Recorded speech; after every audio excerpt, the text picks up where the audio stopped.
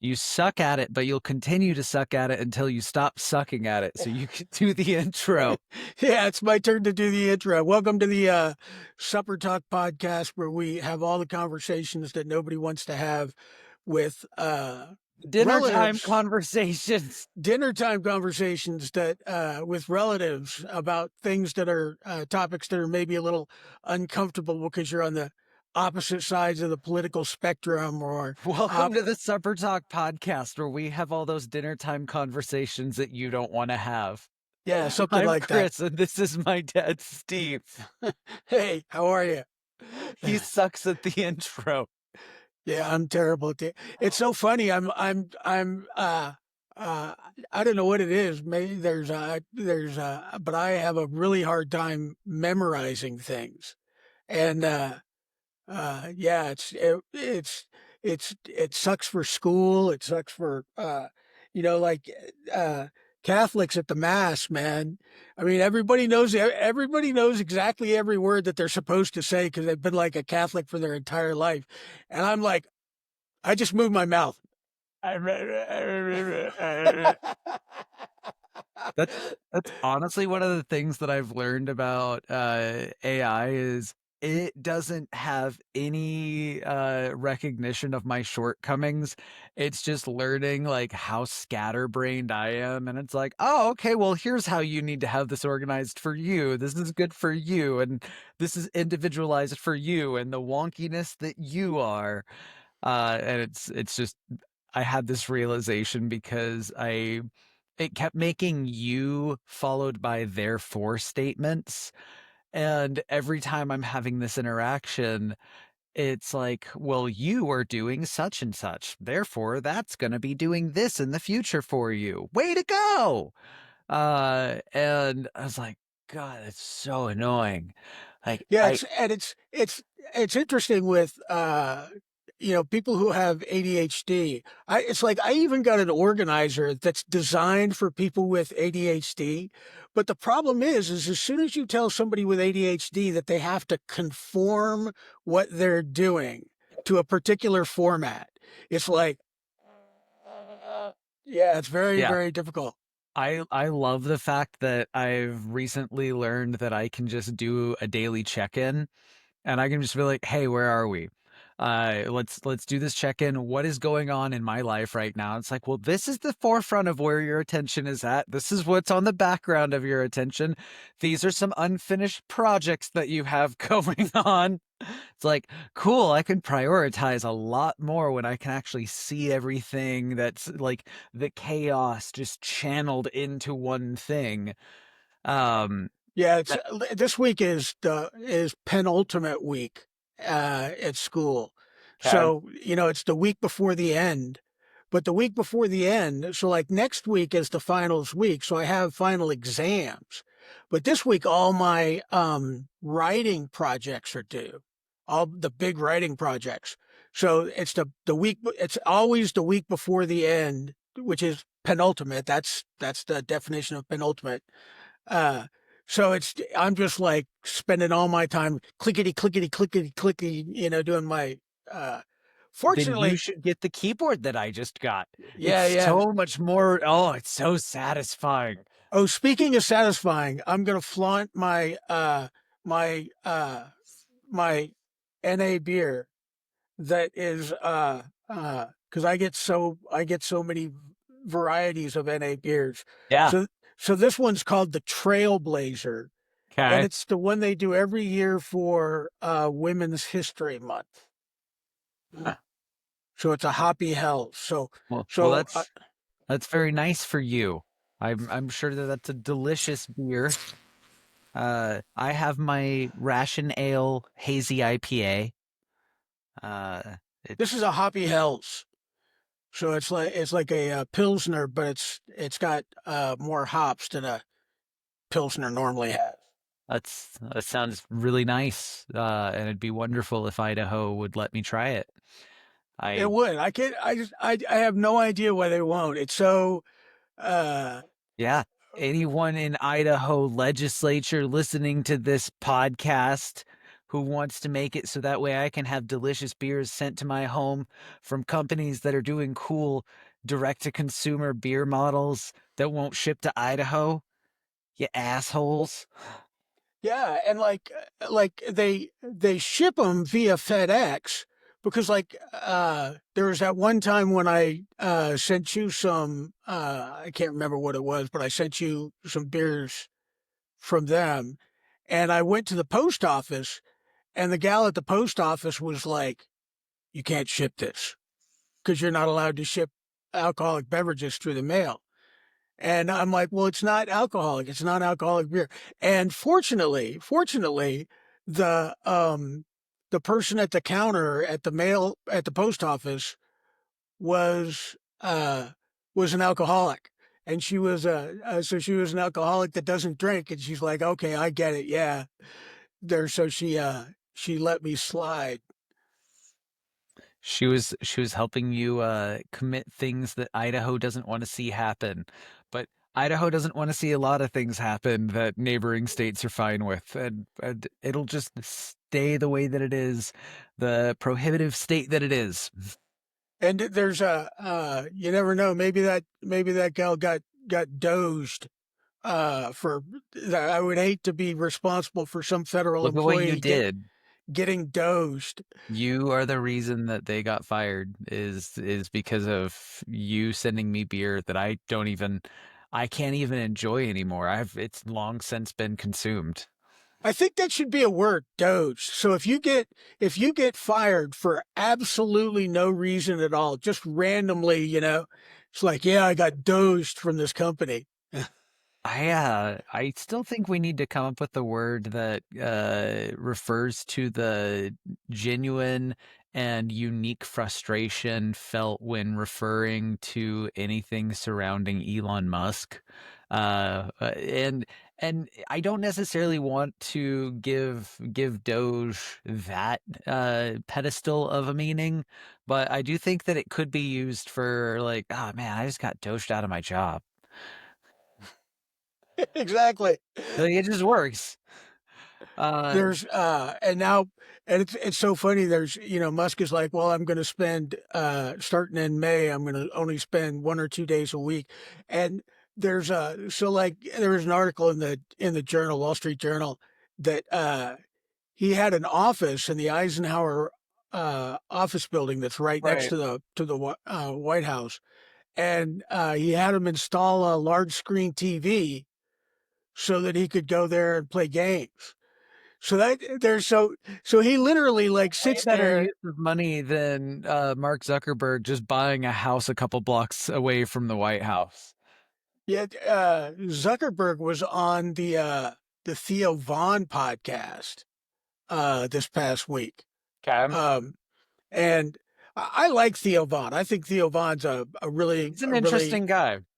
yeah, he is, and like I heard him talking about the tariffs, and he was talking with oh, who's the guy from Dirty Jobs? Oh, Mike Rowe Yeah, so we had Mike Rowe on his is podcast. another really interesting guy. Very interesting guy. But Theo Vaughn was just like uh he was so emotionally connected with all of the small towns in the US that are just like completely empty because the manufacturing jobs that used to be the foundation of those communities are all gone, you know?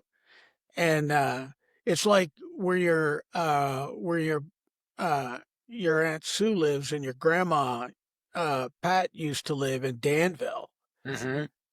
I mean, you drive around that town and it is, I mean, it is so depressing. It's just like completely dead, but it's dead in a way. It's ghost town dead because there's like all these buildings that used to be filled and vibrant, and now they're just empty. That was it was a real interesting realization of what that neighborhood has become because like I have the same name as your brother and grandma's house had a lien against it because there was just some I think it was just city or state taxes that were owed. And it was a really minor amount, but they the state was looking for your brother and found me. And they were talking about this amount that needed to be paid, otherwise the property would be forfeit back to the state. And I reached out to Aunt Sue and was like, look, if that's the amount that needs to be paid, I will pay it to make sure that it stays in the family. And she had said, you really have to take a look at what this place is now. It's not the memories that this once was. This is a very different place than what it was. And I think we had talked about it, even about how, we had great memories with grandma, but the house next to grandma's was probably a crack house.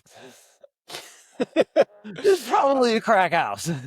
There's a guy on who has a channel on YouTube, and what he does is he like drives around to all these like depressing old communities, all these old dead towns, I guess. Yeah. And he did one on Danville.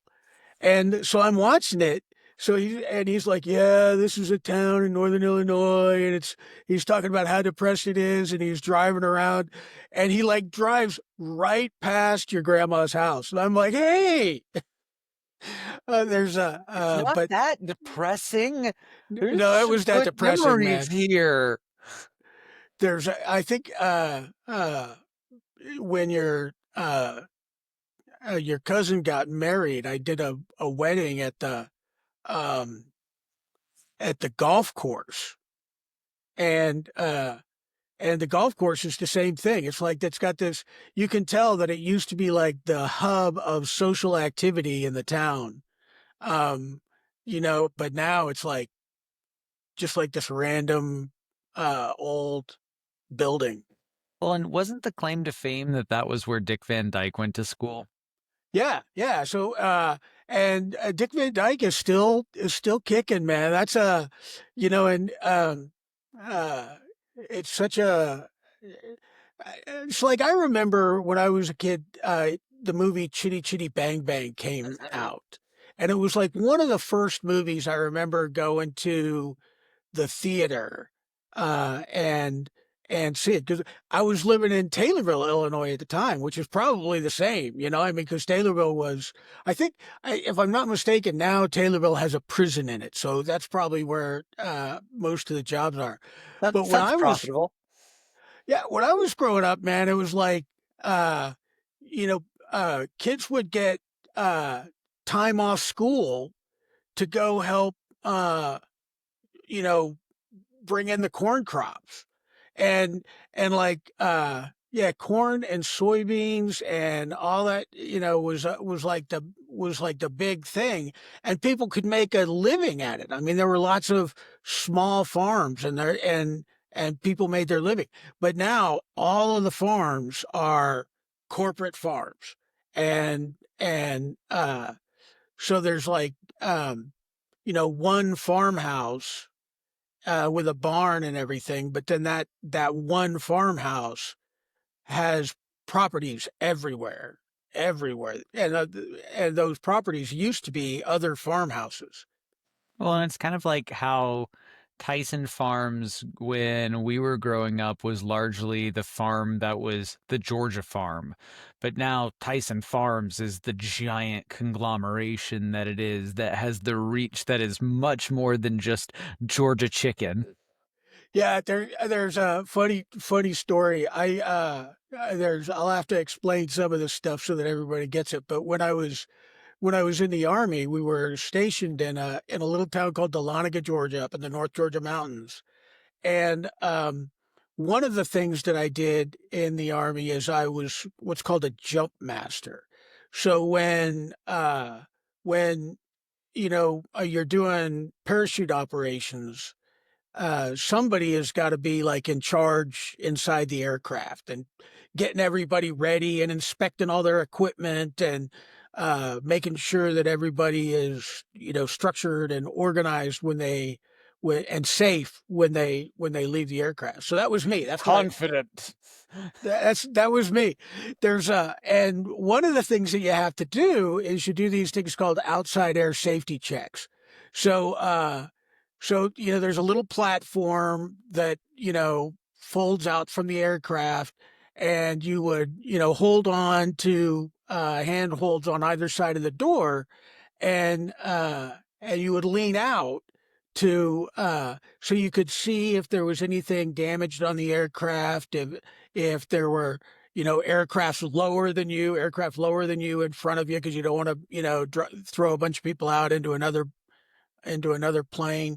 um, and you would look for uh,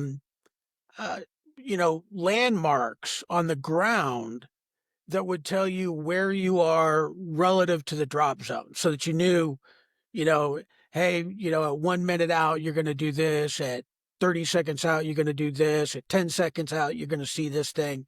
Um, and, and those birds used to go right over our house, right over our house. Mhm. And so, like, 1 minute out was the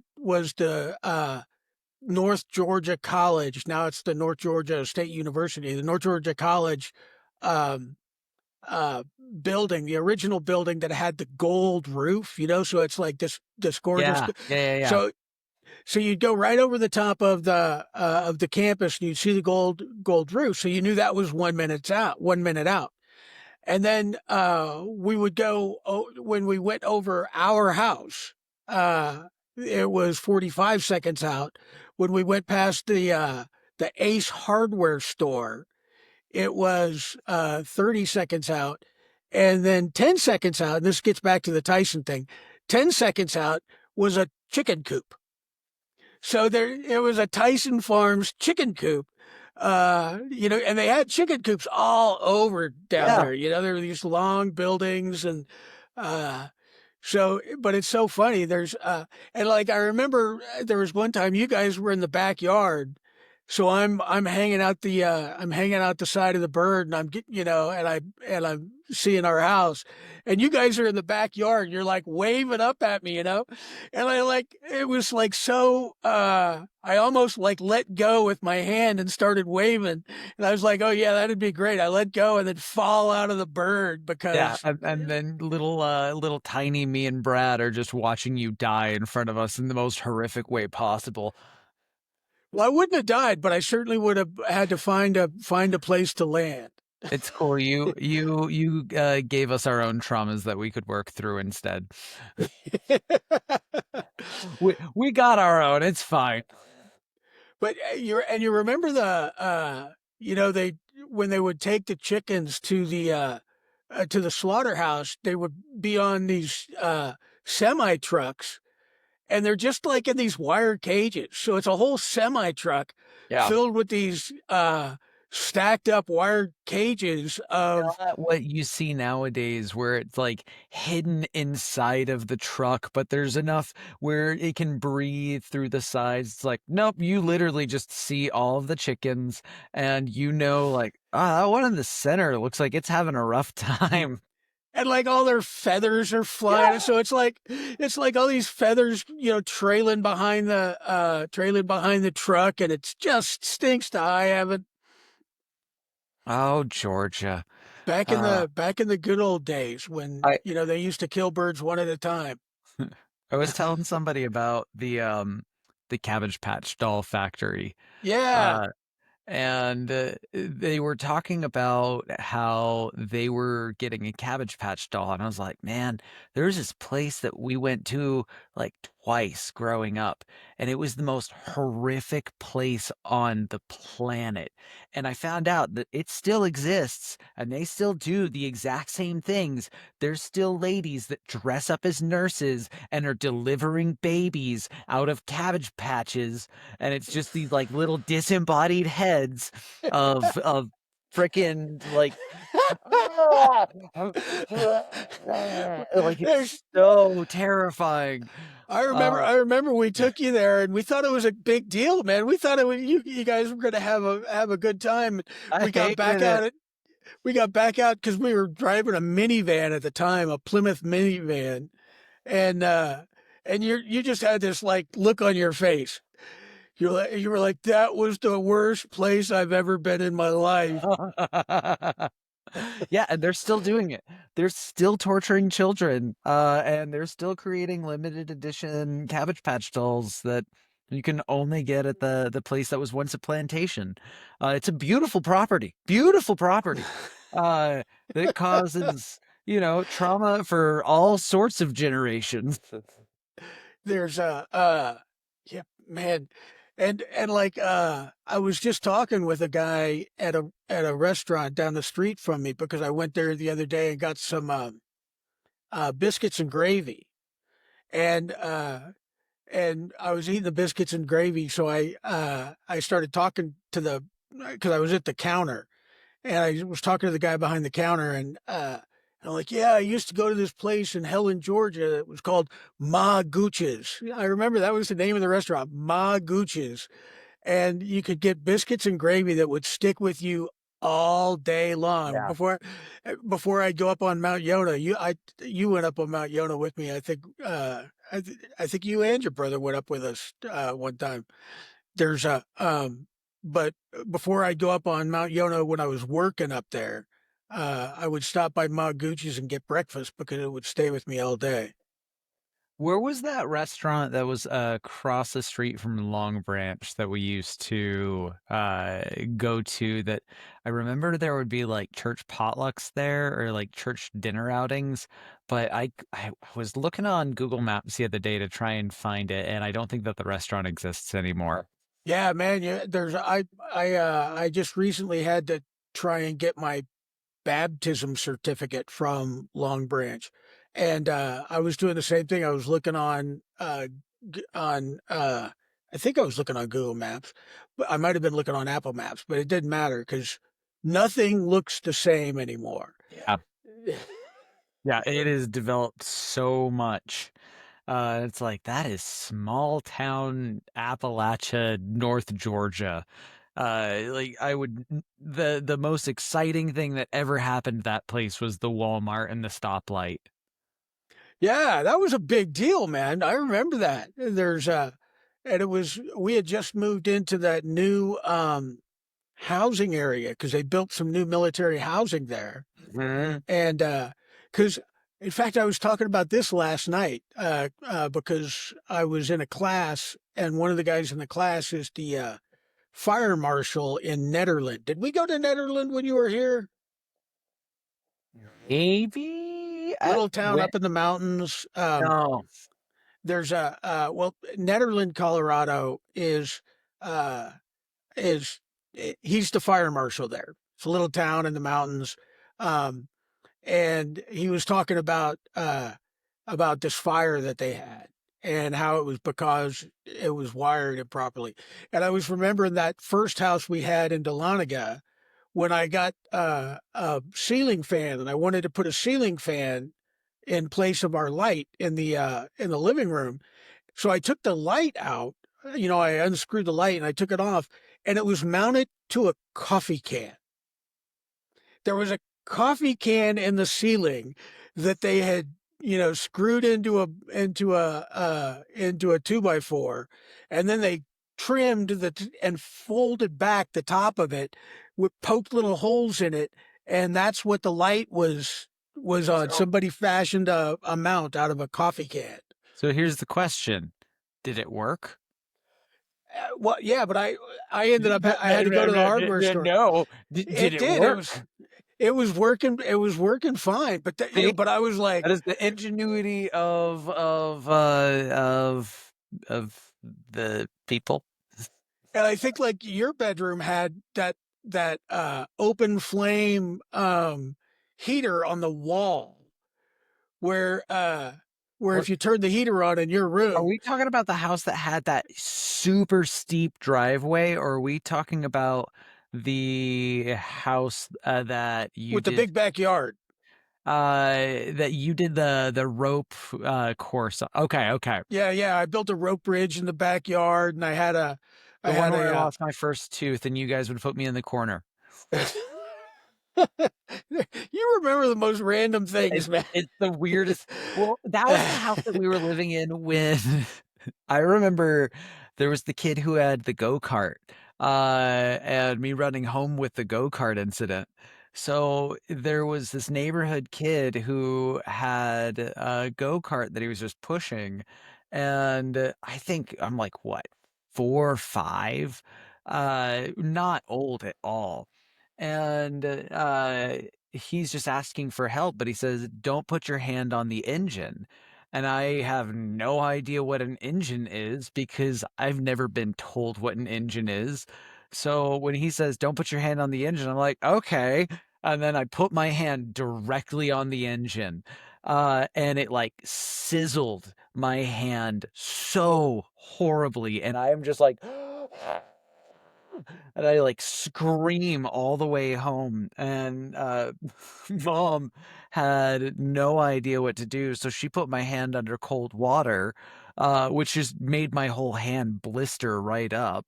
And those are the things that I remember from that house is like, oh, well, I'm never gonna have a go-kart. There's I don't know if you remember because it was really your brother that discovered it, but do you remember the waterbed? Oh yeah. And you guys forgetting to turn the water off one time when we were getting watched. And And we went oh to a God. show, man. Your mom and I went to a show in Gainesville. And so we were gone for the longest time, and you guys had a babysitter. And uh and your brother went into the bedroom, and so we had changed the water in the waterbed. So I mean, first off, we're dating ourselves because we had a waterbed. Yeah. And This is there's what, like probably 91? there's and so we drained the water, and I was refilling it, but it wasn't full when we had to go to the show. So uh for whatever reason, I just lost train of my lost my train of thought. ADHD kicked in, whatever. But we left, and we went to this show in Gainesville, and we're like driving back from the show, and I'm like, I remembered it. I was like, uh-oh. And your mom's like, what? I'm like, oh, I don't know if I should tell you. And there's a Because then at this point, there's no cell phones. There's no, like, all I can do is I can either give you the anxiety that I have, or I can just internalize this and we will deal with it when we're able to deal with it. so I told her, I was like, look, I just forgot to turn the hose off, and the water's been running into that water bed the whole time we've been gone. And and so then I'm like, look, if we drive past the fire station and the fire truck is in the station, then we know that nothing happened. But if the fire truck's not in the station, then maybe they're at our house. And so we go by the fire truck, Sound by logic. at the fire station, and there was no truck. I don't know why there wasn't a truck, but there was no truck. So I'm like, oh man, I expected to go. And your brother had gone in, and the mattress was like 3 foot high. That's huge. And he goes out to the guy who was babysitting you, and he's like, hey, I think you need to check this out. So he turned the water off so it didn't explode. Well, actually, that's the thing, is it had exploded. So like it was in a frame. It was in this, wooden frame, and the mattress got so big that the screws that were holding the frame together burst, and the went all over in the room. And the babysitter was like, yeah, I heard some sound. He thought it was a wreck. He thought there was like a car wreck out front of the house. So he went out in front of the house, but he didn't realize it. It wasn't until your brother went in and saw the mattress.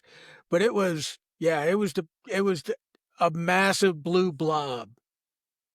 And this is why you don't do water beds anymore, anyone ever, because they're horrible ideas. They're terrible for your back. And you forgetting about one thing makes it look like a giant tortoise. It's hilarious. Yeah, Uh, the only thing that they're good at is because, like, it was hot in the summer, And if you don't turn the heater on, a waterbed keeps you very cool. So does a purple mattress. There's plenty of alternatives now to the like you want to get really fancy, you get a Sleep Number mattress that has like the built-in cooling, and then you can you're what, $15,000 into a bed? That's an option if you want to get effective cooling, and then you're not sleeping on water. There's a oh yeah, the floor. I remember the floor was like bowed down. It was so heavy. And it How did you we guys wind up draining it? with a we just, the hose that we were filling it with was hooked up to the spigot outside. So you just unscrew it from the Okay. spigot and it drained outside. Well, we Okay. started draining it and it was Saturday night, or because we went to the show on a Saturday night and we got up the next morning and we went to church at Long Branch, and we got home from church the next day and it was still draining. God. Yeah, I am so glad that I learned from your mistakes and not made them myself. Uh, Speaking of learning from mistakes, we can kind of cover one of the topics that we were talking about because everybody's talking about it. It's the first 100 days, uh, and we get to talk about the first 100 days in a very different context because it's our first 100 days, nobody else's. It's our first 100 days. So all those other news agencies and outlets that are talking about somebody else's first 100 days, it's their second first 100 days. So nah. This one, this is ours. This is ours and what we will talk about. So Yeah, there's it's hard to believe that we've been doing this is episode what, 15, I think. this will be 15, yeah. That's a long time. Well, and we've been doing it 15 weeks consistently. We have been doing about 3-hour episodes. And I think one of the things that's been kind of interesting, and this was Haley was telling me about this because she and her girlfriend had done a podcast a little while ago, and it was somebody that she is really, really close with, somebody that she's been friends with for a long time. Her husband is someone that I've known for a really long time, and they talked about how awkward it was having a conversation the first couple of times. I was like, that doesn't make any sense to me at all. Like, you guys know each other and you have conversations all the time, but I don't think that we even really figured out what our vibe was in the episodes until like probably around the sixth or seventh episode. And it's like, okay, well, yeah, it's you and me talking, but there's this unseen audience. And how do we want to talk in front of this unseen audience? And like, how do we want this view of ourselves to actually come across? And I don't think that that would have been a first episode thing, but I think that something like that is okay, we learned over the first 100 days what worked and what didn't work. And now the dynamic between the two of us, I think, is a much more, um, it's more effective to what we were initially trying to get out of the podcast to begin, if that makes sense. Yeah, and I think, just the whole premise of the supper talk, talking about things that, you avoid talking about at a dinner table. Um, so in the beginning, I think we were kind of that way still also. We were, so it's like, oh, well, we didn't know. Can we talk about this? Can we talk about that? We were kind of, I don't want to say walking on eggshells, but our How do we conversation. set up these parameters around the conversation? Yeah, because I mean, there's who wants to get like halfway through a conversation, then you realize that you've crossed a boundary with the other person or whatever, Yeah, and the and whole are we vibe comfortable changes. crossing boundaries? Yeah, and then you have that same discomfort that you feel, when Uncle Rungway at the Thanksgiving dinner table says something inappropriate. Which, that's kind of the whole point, is you need to be comfortable existing in that space. And if you're not comfortable existing in that space, then when you find yourself existing in that space because of somebody else's wishes, you need to know how to navigate it, or else you're going to just kind of lizard brain your way through it. Yeah, and I think that's that's certainly one of the lessons that I think I've learned is, when in this kind of a circumstance, there's the idea is, oh, well, I want to spend time having a conversation with this person. And if you're like committed to the person, committed to having a conversation with the person, then you're not necessarily committed to the ideas that are included in the conversation. It's just like, oh, okay, there's there's and a lot of times, what you do when you're communicating across generations, across political views, across ideological views, um, you're uh you're like you're married to your idea, and you've got an objective of trying to convince the other person that your idea is the right idea, which inherently makes their idea the wrong one. Yeah. Your idea is obviously crap because it doesn't work for me. Yeah, yeah, and there's and we've talked several times, about homeschooling, and there's a I actually think that that was one of the better things about homeschooling uh is uh that not being bound to a not just a curriculum that they're teaching at public school, but holy moly, I mean, the level of coercion that exists in the public school classroom is I mean, it's like absolute authority. The teacher is the absolute authority, and anything they say goes. Well, and Um, you were always teaching us to speak our own mind and speak our own truths regardless of what the teachers were saying. And I remember the math teacher, especially in 5th grade for me, was someone who was, this is how it is, you just accept it for what it is. But then the English teacher that I had, complete opposite, and she actually did really really motivate and try to make it so that way there was creativity that was discovered. And Miss Sheska, my science teacher, like, she's the one teacher that I do remember the most because she made science kind of this magical discovery. And there was never really the authoritarian view. Usually the problems that I had was with the individual teachers that were trying to stifle it. yeah, and I thought I remember when we were in Fairbanks, Alaska, and you guys were going to, I think it was Ladd Elementary School. Yeah, and it was Mrs. Ackman or Miss Sampson. Yeah, that and your brother had Miss Gilbert Guard. Mhm. And I think you each had those teachers for 2 years. Mhm.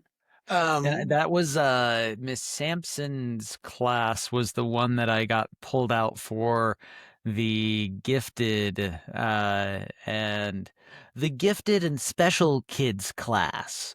Uh the amount of chess that I played because I was ruining the grading curve of the rest of the class. there's a yeah, there's you were always a bright kid. So was your brother. There's you're each very very bright. You both love to read. Um, and yeah, that was, but I thought that that school was, and I remember that that as long as the temperature was above 20 below, you would go out to the playground for recess. Yeah, there was no snow day whatsoever. Yeah, so if We it's had 19 really below, you're outside playing. There's We were taught about wind chill factor at a very young age. yeah, exactly. And It's a relevant lesson. it was such an interesting place to be because man was it, there's and like the snow that fell, so snow always fell in September. At some time in September it would snow, and that snow would still be there in May, just at the bottom. Yep. Yep. And there was no shoulder seasons. It was either summer or winter. It was either long days or no days. There's but I and like we used to go to hockey games up there. And at the University of Alaska Fairbanks, Nanoks was the team name, Nanoks. I don't know what So the I heck a Nanok have is. a buddy that works for one of the local radio stations, and he went to UAF, and I had a couple of Nanox jerseys that were oh God, what years were we there? Because that was fourth or third grade and fourth grade, so I was 8 and 9. So this would have been 93 and 94. So the 93 and 94 whole lineup, Nanox hockey team signed a scrimmage jersey. And I was like, hey, you play hockey locally and you went to UAF. What does this mean anything to you? And he's like, you have the entire team's signatures. I was like, yeah, I've got a Kolmanovsky jersey as well that's signed by him. Do you know who Dean Kolmanovsky is? He's like, yes, I do. So it's like I have nothing but fond memories of going to hockey in Alaska, but it's kind of skewed my view of hockey because I swear, like most organized sports are the most boring thing to watch on TV. And all of my good memories are like, oh, we lived outside of Atlanta. We would go to Braves games during the Chipper Jones, Rafael Belliard, John Smoltz era of like the best Braves in the history of baseball, which was arguably the best team in the game at the time. So we would go to live Braves games and we would go to live hockey games and like sports has always been a live thing. So I can't understand people that watch it on TV. I remember we went to a Braves game when we were living in Dahlonega in Georgia again. We went to a Braves game. It was the last game in the old Fulton County Stadium before Yeah, the this was new. right before the Olympic Stadium got built for the 96 Olympics. Yeah, so there's a and we were leaving and we're going back out to the parking lot. And also we looked around and like your brother was gone. And so we started looking all over for your brother, and he comes up and he's got two bricks in his hands. And like he's like, yeah, I figured since they're tearing it down, I'd get a souvenir. So he like found a place and like ripped two bricks out of the wall of the stadium. I uh I actually did the exact same thing in Boise when they tore up the entire Grove Plaza and they redid the Grove Plaza. It's this really nice pedestrian walkway area. They're kind of turning parts of Boise into what parts of Pearl Street look like in Boulder. It's smart and it's really cool. It's just very different. And they're tearing up a lot of the places that I love. And there was a day where there was a construction site and all of these old bricks were gone. And there's just like this loose pile over on the side. And it's like, I want to remember my part of Boise. So I have those two bricks and I don't know where they're at. I think they're either in this closet or they're in the garage somewhere, but I can relate with that very much. There's so what are some of the things that we're doing different in the podcast now than we started doing? What are some of the surprises that So I think that the really interesting thing that we've both kind of leaned into is AI. And that's pretty reflective on a lot of things because we were originally using Google, what was it? Google Meetups. Uh, yeah, and it was fine. Like it worked fine. But I think one of the things that people really miss in conversation, and especially on like text conversation, is the body language of the other person, like the vocal inflection and the facial expressions of what's being talked about. And that's one of the reasons that we do a video cast instead of it just being a podcast, is so that way you can be able to see that.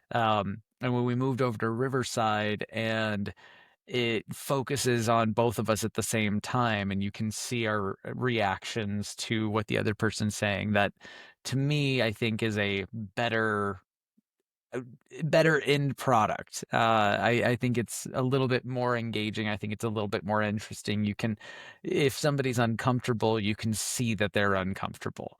Um, so I think that the AI software Riverside's been kind of interesting. We've had to learn our little quirks about things that worked and didn't work, and how many screens you can operate at any one given time.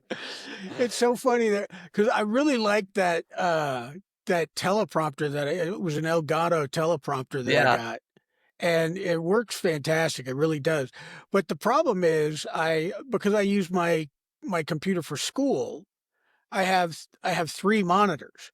So I've got like two horizontal monitors on either side, and then I've got one vertical monitor that's right smack dab in the middle. And and for school it works perfect because I've got references on both sides and the document that I'm preparing in the middle, and I can see the whole document. And a lot of times when you're um, uh, there's when you have to use so many references or whatever in a document. So I get to the end of my document and I'm like, oh man, I only used four references. So now I'm like, well, where am I going to use this reference? Where am I going to use that reference? So I'm like, I end up you know and maybe it's a little bit artificial, but I don't think it's necessarily, all that Oh, artificial. But you having an artificial need to have bigger, better, stronger, faster all the time. More is better, more is good, more is all the time. yeah, No, no, never, not at all. there we have, there's it's so funny because like, um, your mother and I, before you guys were born, uh, you know, I had a computer. So she moved from Idaho Falls to Savannah, Georgia, where I was stationed at the time, and we had this apartment, and I had a Commodore VIC 20 computer that had 16K of uh of RAM. So it's like less than my watch, and way less than my watch, way Yeah, less than my way watch. less than your watch. And And was this the Commodore that had Caveman Olympics and the Transformers game? no, that was a couple computers later. That was up Uh, in Alaska. yeah, no, that Okay. was in Germany. Okay. There's, but this one, so like you used to get software, you would go to the bookstore, and they had a section in the bookstore where you would buy a book that just had a bunch of programs. So you would buy that book, and then you had to type the code. And a DOS prompt. There's well, this was a basic prop because it wasn't an MS DOS computer, but we type it in, and we had this little thing called a data set, which was a cassette tape player, and you could record it onto that cassette tape, and our monitor was a TV, a television screen, and like we played these adventure games where it was all text based. It's like you're in a room, there's a candle and some matches, so you're like, light the candle, and then, oh, there's a door to your east, and you go anyway. It was just like these all text It's just based. text-based adventures. Yeah, but you knew what was happening because you typed the whole freaking compute the program into the machine. So like everything that it was asking you, you knew what it was going to ask you because you typed it in when you were because I mean Yeah, they just didn't have.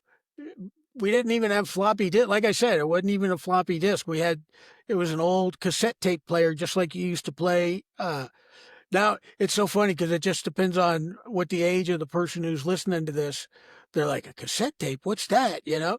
Right. I was explaining to somebody what an 8-track was the other day. And I was like, it's a thing that was explained to me when I was your age of what music is, and I'm sure is gonna come back around at some point in the same way that vinyl records did to the generation that is now the generation that introduced 8 tracks to me. There's 8 tracks have such a great memory. I remember so like I had an 8 track in this van, this old Dodge van that we were driving. And and so you drive around and it was, just this cartridge that you would plug into the machine and it would play music and you could switch between tracks to get uh different sets of songs. And but if you hit a bump, it would skip. So so you'd be in the middle of a song and if you hit a bump in the road, the music would skip. So you learn to take matchbooks. So the old fashioned matchbooks, Okay. and you would wedge the matchbook underneath the cassette tape so it And they'd wouldn't be have as your much. shock absorption. That would be the shock absorber. So, but so here, you're like driving down the street. Why do you have a matchbook? Because I smoked cigarettes at the time, and that's how you lit your cigarettes. You used to light your cigarettes with matches because, like, uh, I remember when lighters were first coming out, and before that, you would buy these big boxes with books of matches. I went to a I went to a school in Springfield, Illinois, and I started smoking cigarettes very young. So I was a kid, and I was smoking cigarettes. But we so and all the hoodlums at school, we all smoked cigarettes, right? And we would take these matchbooks or these matches and we would split them and we would chew on them and make like a spit wad and then throw it up on the ceiling so it would stick to the top of the ceiling. So if you go into like the bathroom because that's where that song "Smoking in the Boys' Room." That's what we did. We would go into the boys' room and smoke cigarettes and the ceiling was just covered with matches because kids were throwing these spitball matches up on crazy times, man. You think about it now, That's the like real like reason you homeschooled me, isn't it? You just didn't want me to turn into that. yeah, it's and the boomer generation was so funny because we were the psychedelic generation. We all smoked weed. We all took we took quaaludes and black beauties and all the we just did all these drugs. And then when we had kids, we started dare because Don't we were try like any of it. Never, you don't need to know anything, but here's what all of it looks like, and here's what all of it does. so it's like we invented this entire drug abuse resistance education to try and keep our kids from doing all the things Yeah. that we did when we were their age. Meanwhile, Colorado is doing some great things with discovering it in a different fashion and just saying, "Hey, let's let's see how far this ride takes us, man. Let's just see where it goes." Yeah. There's yeah, and it's so interesting that now um uh people are starting to think about cannabis in a completely different way because it's been legalized in enough places and they've got it's like, oh, okay, well, they invented vape pens for cannabis, um, which everybody was like, oh, well, it's cooler and it's better for you than smoking cannabis. But you're inhaling lithium. Yeah, and like all these it's like literally lighter fluid and all this stuff that they use to extract the oils from the cannabis plant, it's it's I mean it's horrible, horrible stuff. And it's like I saw an advertisement. The new thing that they're selling is now it's they call it flavored air. So instead of having like a nicotine vape pen or a cannabis vape pen, it's it's just flavored air. And they're like, "Oh, it's so much better for you than inhaling nicotine." And I'm like, "Well, where do you think those flavors come from? Do you think Th- that This they're is Spaceballs. it's like I have never gone outside and it's like, "Oh man, the air tastes like bubble gum today." There Yeah, that's so I was listening to my finance podcast the other morning about how Khloe Kardashian is coming out with a protein popcorn because protein in everything is the fad because of Ozempic and how many people are on Ozempic and they need to maintain muscles. So protein in literally everything. And Khloe Kardashian's popcorn has a proprietary cloud dust that's sprinkled all over it.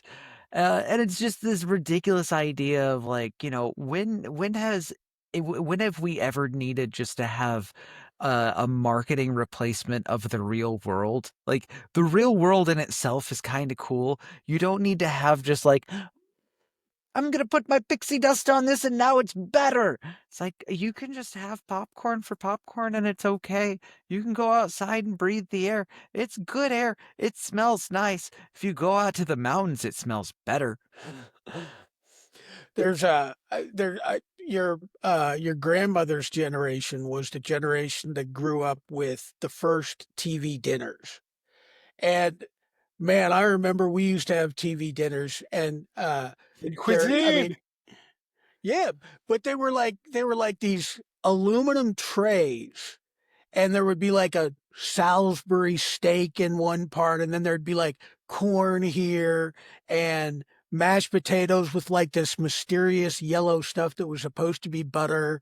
And, then they'd have like a cobbler or whatever, and it was all covered with aluminum foil, but you would put it in the oven and basically just heat it up in the oven. And, that was dinner. And it was like, man, there but if you think about it, I mean, if you were uh the a mother at that time, How much there more was time that would give you. yeah. And Yeah. that was, it was before the real revolution. I think we talked about it last week. The real revolution of women going to work happened when birth control pill was approved in I think 1963. But but the 50s was like this real liberating time.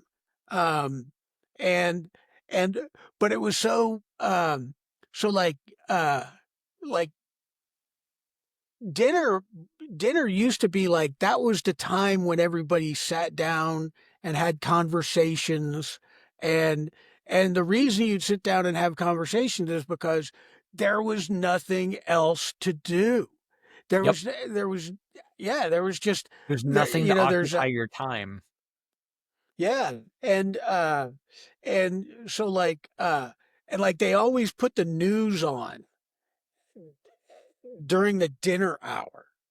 So like there's like now you if you want news, you just go to a particular website or whatever. There's no hour of any day where if you want to read the news or watch news on a video that you can't get the day's news just by watching a video. But at See, the time, it was like the 6 o'clock evening news. That was it. That's all there was. And your choice was ABC, NBC, or CBS. That was your choice.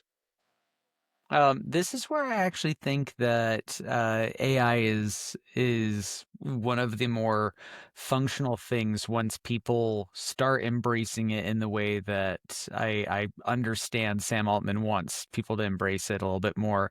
Because the way that I've really started shifting my view towards it is how can I start getting more of my time back? And how can I really utilize this in a way that is not just going to make something easy for me with the low hanging fruit, but how can I do something where I can accomplish what I want to accomplish in the way that I want to accomplish it, but then also give me time back. And so like some of the things that have changed in the 100 days for the episode.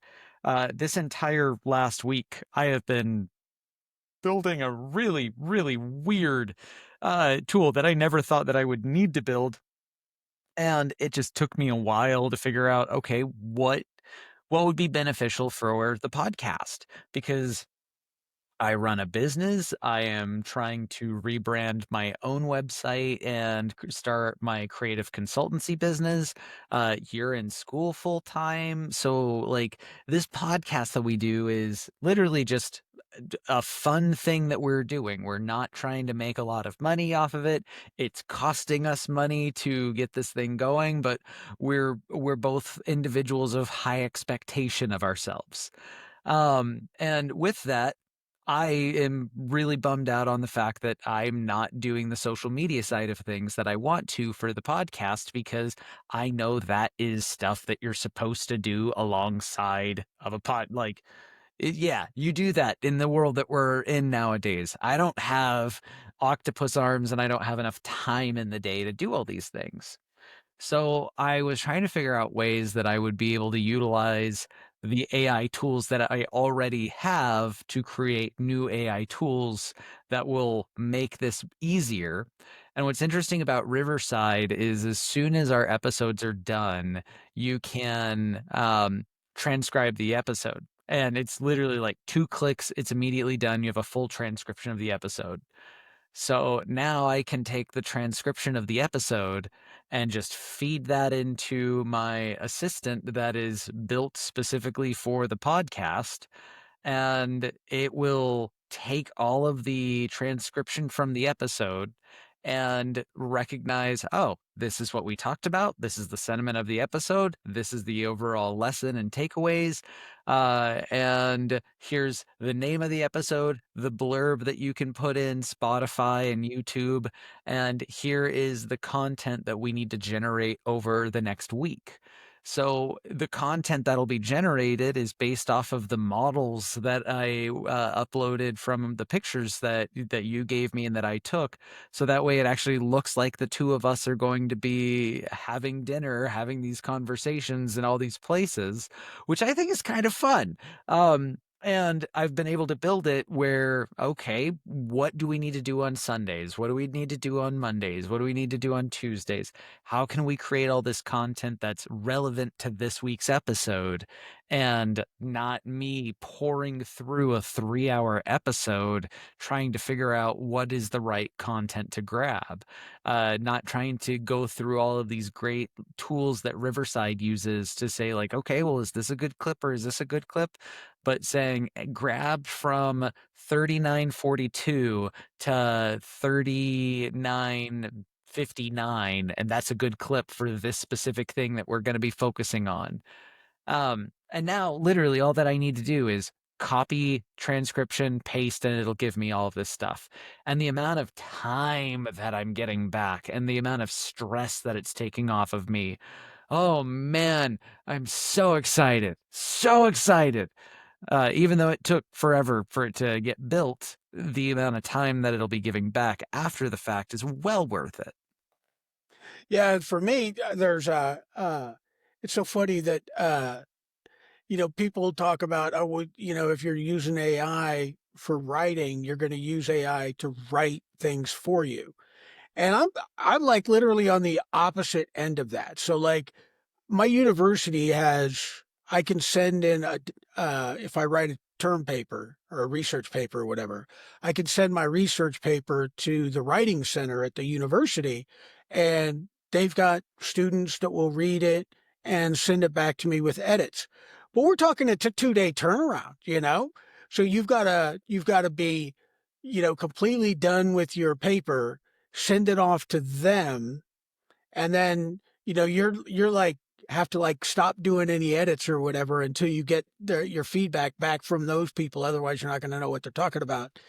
There's but now I can take my document, upload it into my AI, and I get editing advice like right away. I don't have to wait Yeah. for I don't have to. And like I used to, um university, at least nowadays, university is um uh so well orchestrated, particularly at the graduate level. So like every assignment has a rubric, and the rubric is just like a grading criteria, but it tells you exactly how many points you're going to get for each assignment. If you do this, you're going to get this number of points. If you do that, you're going to get this number of points.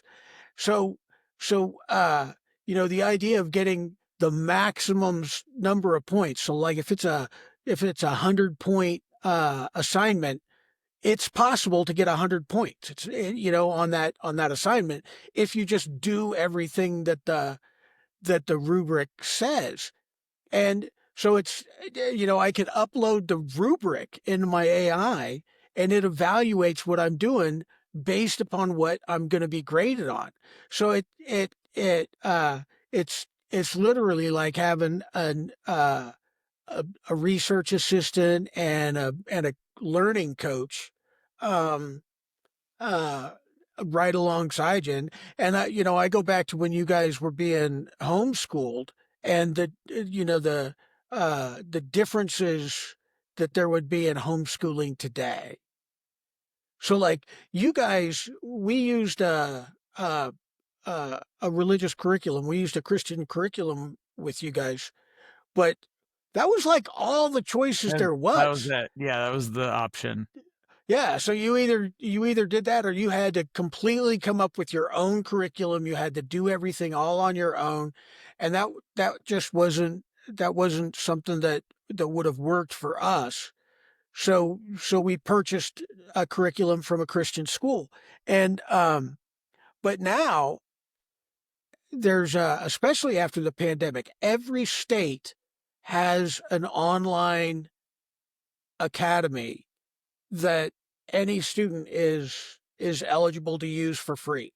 So an Yeah. entire elementary school curriculum, an entire middle school curriculum, an entire high school curriculum is is available via the internet for free for everybody. So the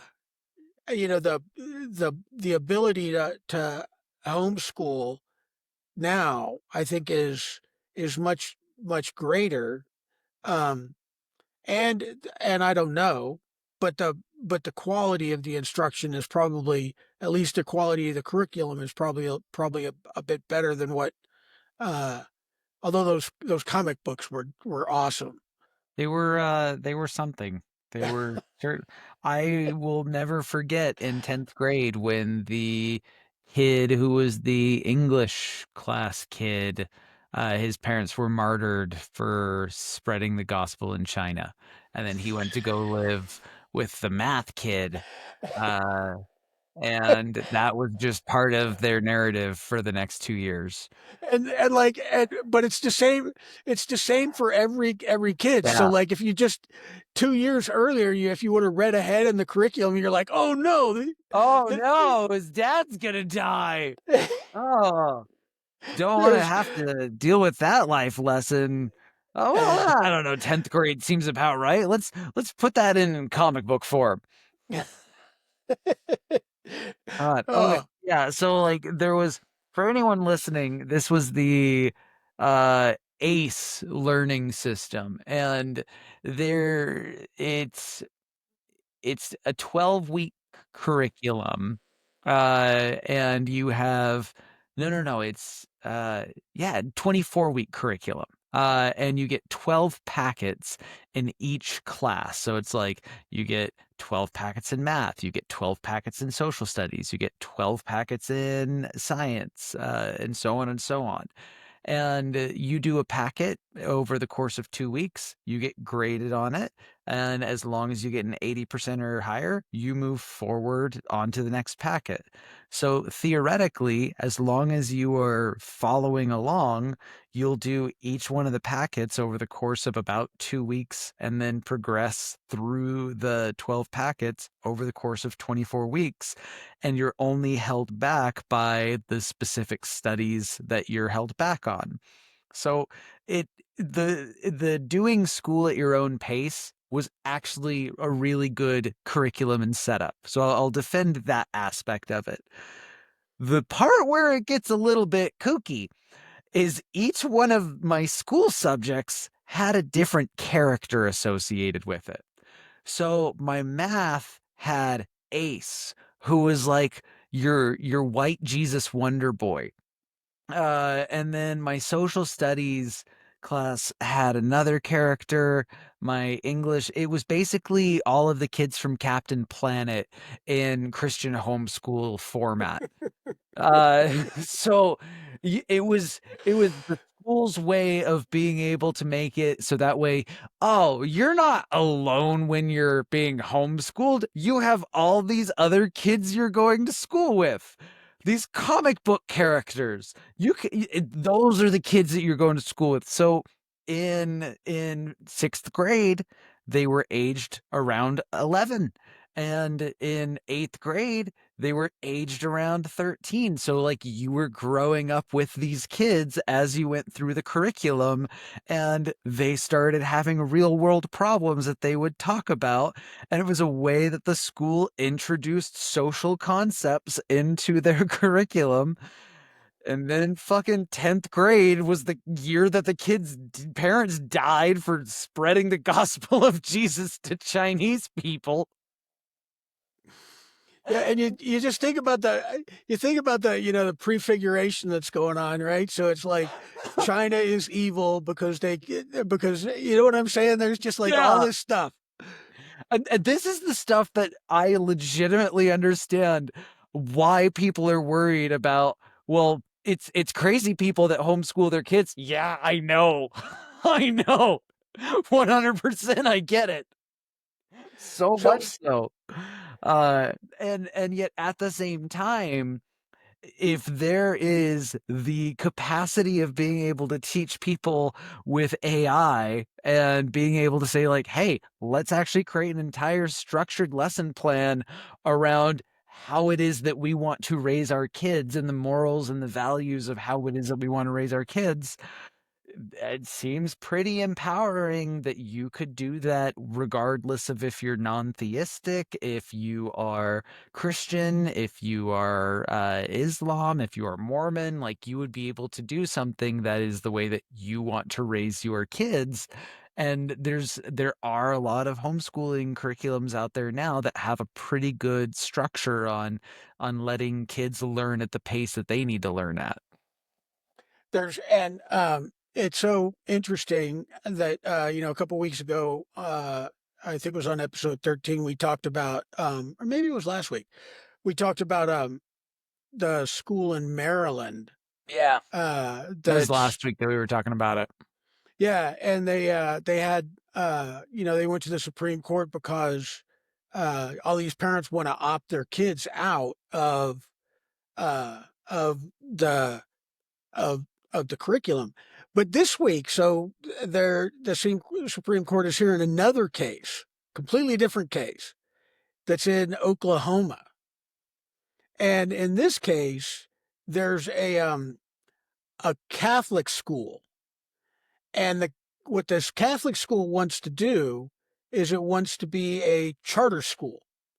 So like there's charter schools, and uh your nephew's going to like Future Public School is a charter school in Boise. I think it's a charter school.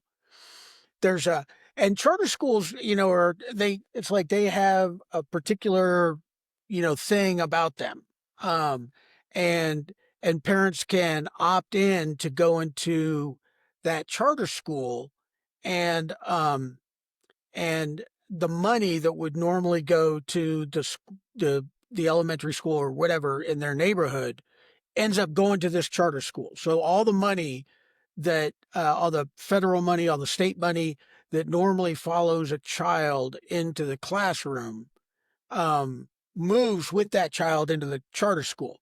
But it normally does not do that if you go into homeschooling or if you go to any kind of a private school. So like for us, that was another consideration is the affordability of the curriculum. You know, you 'Cause it's get the all out of pocket.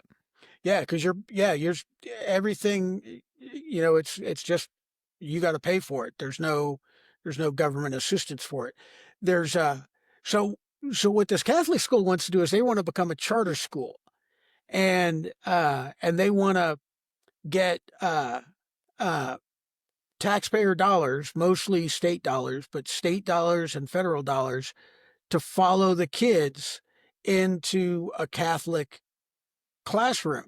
And it's really interesting because the um, the guy who levied the lawsuit against um, the uh, the school, saying that they don't want to have it, is the state's attorney general, who's a devout Christian, and the guy who's I think it's the the state board of education director who's arguing for it is also a Christian. So you've got one Christian who's arguing that the state should fund a Christian education, and you've got another Christian who's arguing that the state should not be funding uh, a Christian education.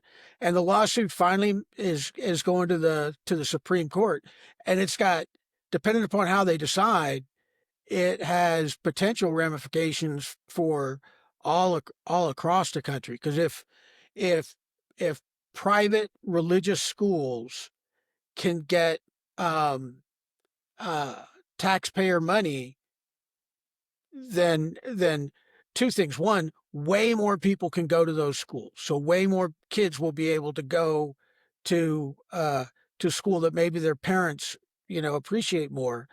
But then it's this other weird thing because it's like, oh, okay, well, um, what if it's a secular private school? What if it's just a private school that, What if it's non-theistic? yeah, yeah, there's, do they get taxpayer money? Do they have, because there's no Or do legitimate, they have to sign up and be Satanists just so that way they can be non-theistic, religious entities? and that's the, there's, uh, that's the, that's the same argument that we were discussing last week, in that some people just don't want their kids to be taught particular things, and where does that line get drawn? um and in the US, it's traditionally been, the line has been drawn at the family. but public education, it's just one of those things, man. It's like, um uh there's, when, and you've got some benefit that a lot of people don't have because you've lived in so many different places. But we like to think that um, there's a monolithic American value where all Americans believe this particular thing, and but nothing could be further from the truth. I mean, No, there's the Bible Belt values, there's the New England values, there's the Northwest values, there's the California values, there's the Texas values, and then there's little pockets of value all within that is going to have diversity based off of different regions. So there's not any one, like that's the whole issue with having the states the way that we do. And it's not even an issue. It's the kind of the unique beauty of it is the fact that You don't need to travel outside of the United States to see the most diverse things possible. You need to go 3 states from whatever state you're in right now, and you will see something wildly different. Yeah, and so it's one of those things that it's like, um, going back to the conversation last week. If you've got a particular curriculum that teaches that some segment of society is inherently bad, and everybody who believes this particular thing is just inherently bad, then there are probably kids in that classroom that belong to that that group. And there it's interesting that I was just listening to a podcast earlier today that for the last, I'll say 10, 15 years, um longer than that actually, but there's been a decline in the people in the United States who claim for themselves to be Christians, right? So they're like, "Yeah, I'm a Sure. Christian," or Well, whatever the it que finally hit below 50%, I think it was, like, last year, wasn't it? No, that was actually, like 2009, so it was quite some time, and, it got down to, like, 52% was the lowest that it got, in the survey of surveys. But it's climbing back up, so, the highest it ever got was, like, 72% or something like that. Um and the latest version of that survey that's come out now, it's back at 66, and it's been going up and up and up. So, so the I mean, you won't get people who all believe the same thing, but when you start adding together the Catholics and the Baptists and the Episcopalians and the Presbyterians and all the The non-denominationalists and all unified the front.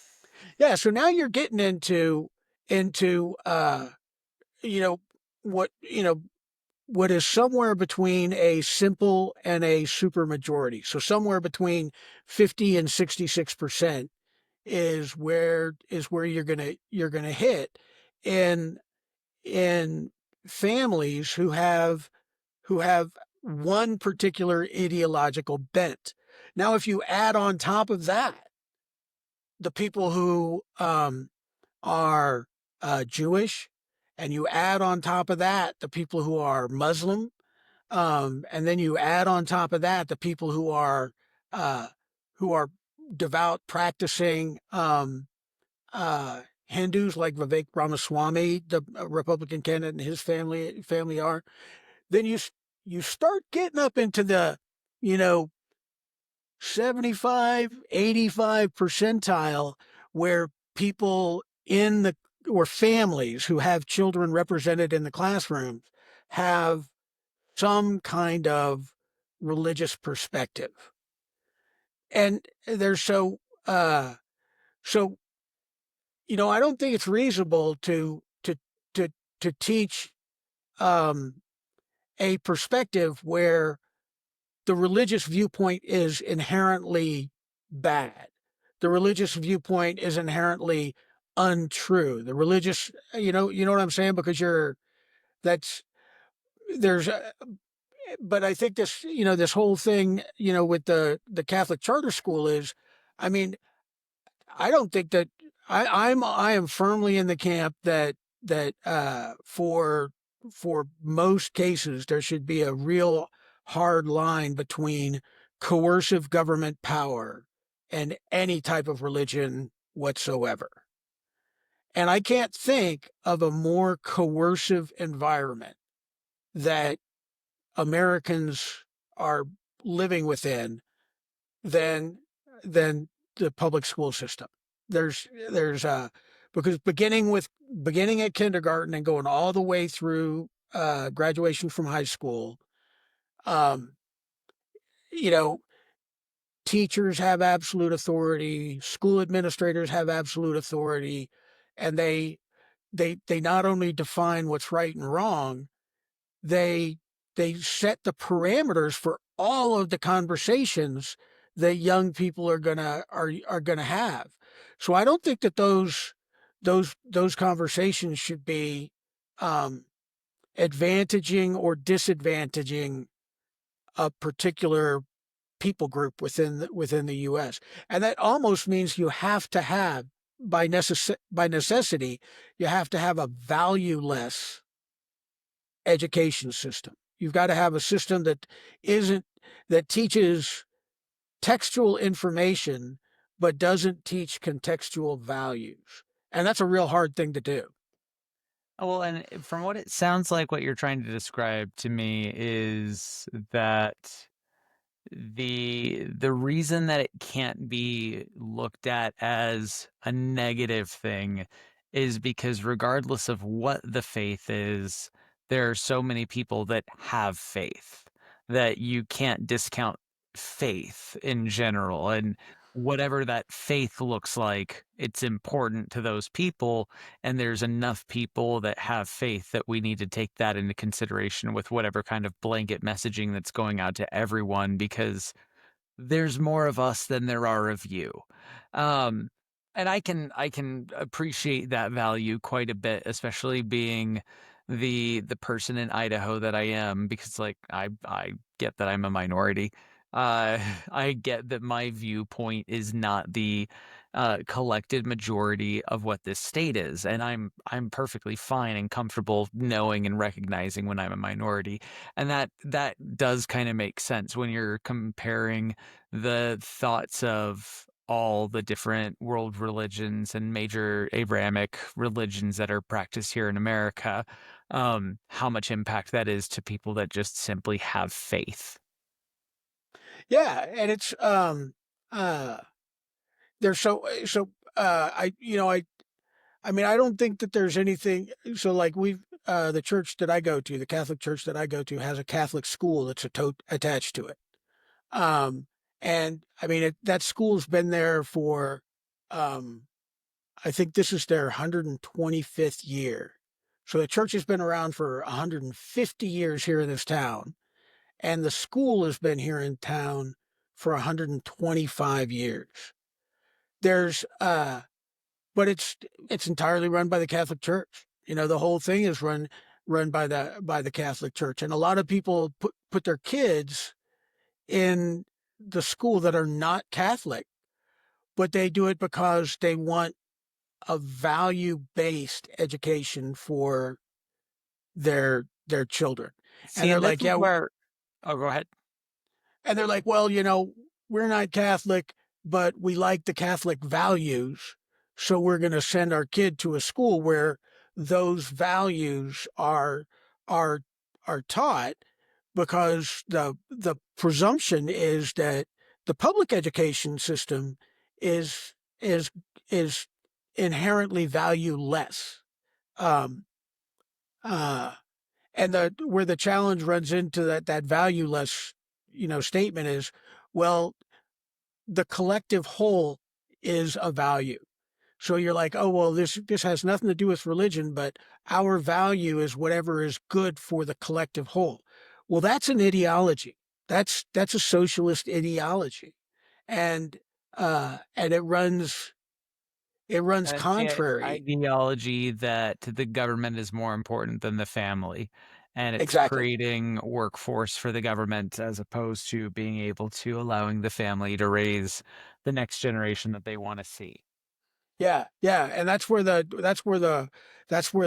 rub ends up, and so like there and that's why I think those two cases present such a juxtaposition because you know the one is oh here's a religious school we want tax dollars for it. I'm like well no, and here's here's a humanist materialist educational li- curriculum that we want to teach all of the children, and then like literally everybody who has any kind of a religious faith in the is like no we don't want you to teach our kids that we want to be able to opt out and some and this is the you know the piece that you know you keep that you frequently, uh, talk about the whole purpose behind the Satanic Temple is to give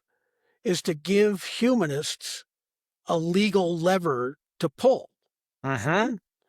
You Yeah. know, And funny part about it is I know what it is that I signed up for when I signed up for it. I know that it looks stupid.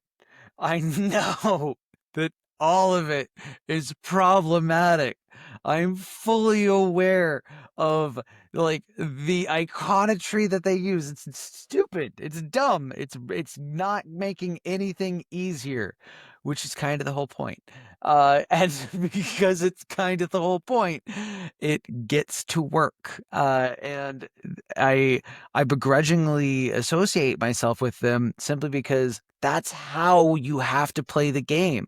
And if you think that somebody else's mythology is silly and ridiculous, you need to do some silly and ridiculous things in order to be able to fight silly ridiculousness. yeah, and there's I find myself in the in the place where uh, your your ally is anybody who's working in your interest. So as weird as it sounds, the Satanist temple is working in my interest Uh-huh. because they it's like people are like, well, if we let the Catholics have a charter school, then we de facto have to let the Satanists have their charter school. Yes.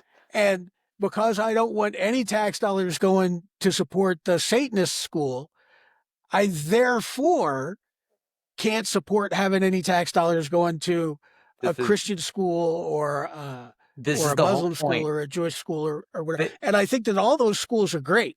All those schools are, But doesn't mean your tax dollars needs to go towards them. that's And exactly right. one of the greatest things that they do as an outreach, and it's an actual program. It's a pretty cool program. It's called the After School Satan Club. Uh, and it's just going to teach your kids about science, technology, electronics, and math, and a bunch of STEM curriculum, and how to be a not morally bankrupt person to your fellow man. And it's got some pretty decent humanist values wrapped up in Satanism. And they go to all these city hall meetings whenever there's comments about this type of topic where, okay, do we want to give funding to the Christians and putting bishops in the schools? It's like, well, if you're going to let them do it, we would love to talk to your children about Satan. And then it creates enough of a kerfuffle that they realize that, oh, we don't want to go through that doorway. That doorway sucks. Let's not go through that doorway. Let's not have any tax dollars go through that doorway. Because if we give money to the Christians, we have to give money to the Satanists. And we shouldn't give money to either of them. And people who are listening, from a state that's not either Idaho or Utah, um, probably don't recognize that what the Mormon Church does is they buy property that's like right next to the schools, and then they skirt this whole thing by the kids just take it's like going to shop class, but they don't They get go to any. seminary for an hour. It's exactly right. But no tax dollars go towards it. No, it's all everything is funded by the Church of Jesus Christ of Latter-day Saints. And but they're like right next door. So like when I was going to high school in Idaho Falls, I went to Skyline High School. And and all the smokers, so I was a smoker, right? Uh we were the smokers, we were the stoners. We used to go, and there was a bridge that was that the that you had to cross that bridge to go to the Mormon seminary that's where all the Mormon kids went, right? So they would walk across the schoolyard, cross this bridge, and then they would go into the seminary on that. And underneath the bridge is all the stoners and smokers, and that's where we hung out, You're and the smoke. hoodlums that needed Jesus. So we were like the trolls under the bridge, you know. So all the good kids were walking over the top of the bridge, and we were all the bad kids on the underneath it. And there's a, but it's and but that's like skirting this line, and it's getting as close as you can possibly get uh, without crossing it. And I'm assuming that they're still there because uh, um, when I was living in Boise, what was that? It was a high school right next to where we were living over on Creighton. Yeah, Capitol High, and then right across the street from Capitol High was a Mormon seminary, and they had Oh, a that crosswalk. And I remember that, when I'd be driving to work, and sometimes if you just timed it wrong, you'd have to wait for all the kids to go across because all the kids would go to their seminary classes on the other, and they had to cross the street. But so I'm assuming they're still there, oh yeah. and they've survived all their legal challenges. So and I don't think most people have a problem with it because, again, none of the money that goes towards that building, none of the money that goes towards that curriculum, none of that money comes from tax dollars at all. And the church is just like, okay, well, if that's what it takes to teach our kids, then that's what we're going to do, and we're going to buy property, and we're going to figure out a way to make Yeah. this work. That, And if anything, it shows the commitment that the LDS people have to teaching their children their values. it also goes to show that both the LDS Church and Elon Musk can hemorrhage money and not care, because they have more money than some countries do. There's it's so I was reading an article in the Wall Street Journal. I think it was yesterday. So Musk, there's I call him the exaggerator in chief. He goes in. Oh, He's like, the Doge Father 69,420. my goodness. So Yeah, Doge he's like Father over here. he's like, Giggity hey, we're gonna. giggity 69,420. I'm an adult. First, he's like, oh, we're gonna save $2 trillion, and then he gets it when after the election, and he's like, oh man, I might actually have to do this. He's like, well, I think realistically, it's going to be more like 1 trillion. And what they're claiming is 160 million that they've saved. But if you look at what the government's spending, we've spent 160 million more dollars this year than we spent last year at this time. Um, so even though so how we're saving all this money but spending more money. Well, um, we're saving a lot of space at the ports and docks in Los Angeles. Uh, that seems like a great savings effort. All of the ships that aren't there presently. yeah, and there's and this was Theo Vaughn did a podcast with Mike Rowe, and that's the thing that I think that we're not talking enough about with these tariffs, um, because we're everybody is looking at the tariffs and how they're potentially going to affect the the uh, The people the that are going to be able to afford to get through all of it, and not necessarily the people that are going to actually have their availability taken away from them. Yeah, and there's but the other side is I remember, man, that so like you know, made in the USA product, when I was young, that was a sign of value. And like nobody today remembers this, but when Walmart first started, so like Walmart didn't exist for a very, very long time. And then, this guy named Sam Walton started Walmart in Arkansas, I think. And uh, one of the things that Walmart was it was a place where you could go and you could get American made products. And you would go into Walmart and there was like red, white, and blue everything. And it was a big, big deal. It was part of their marketing was like, yeah, we sell American made products.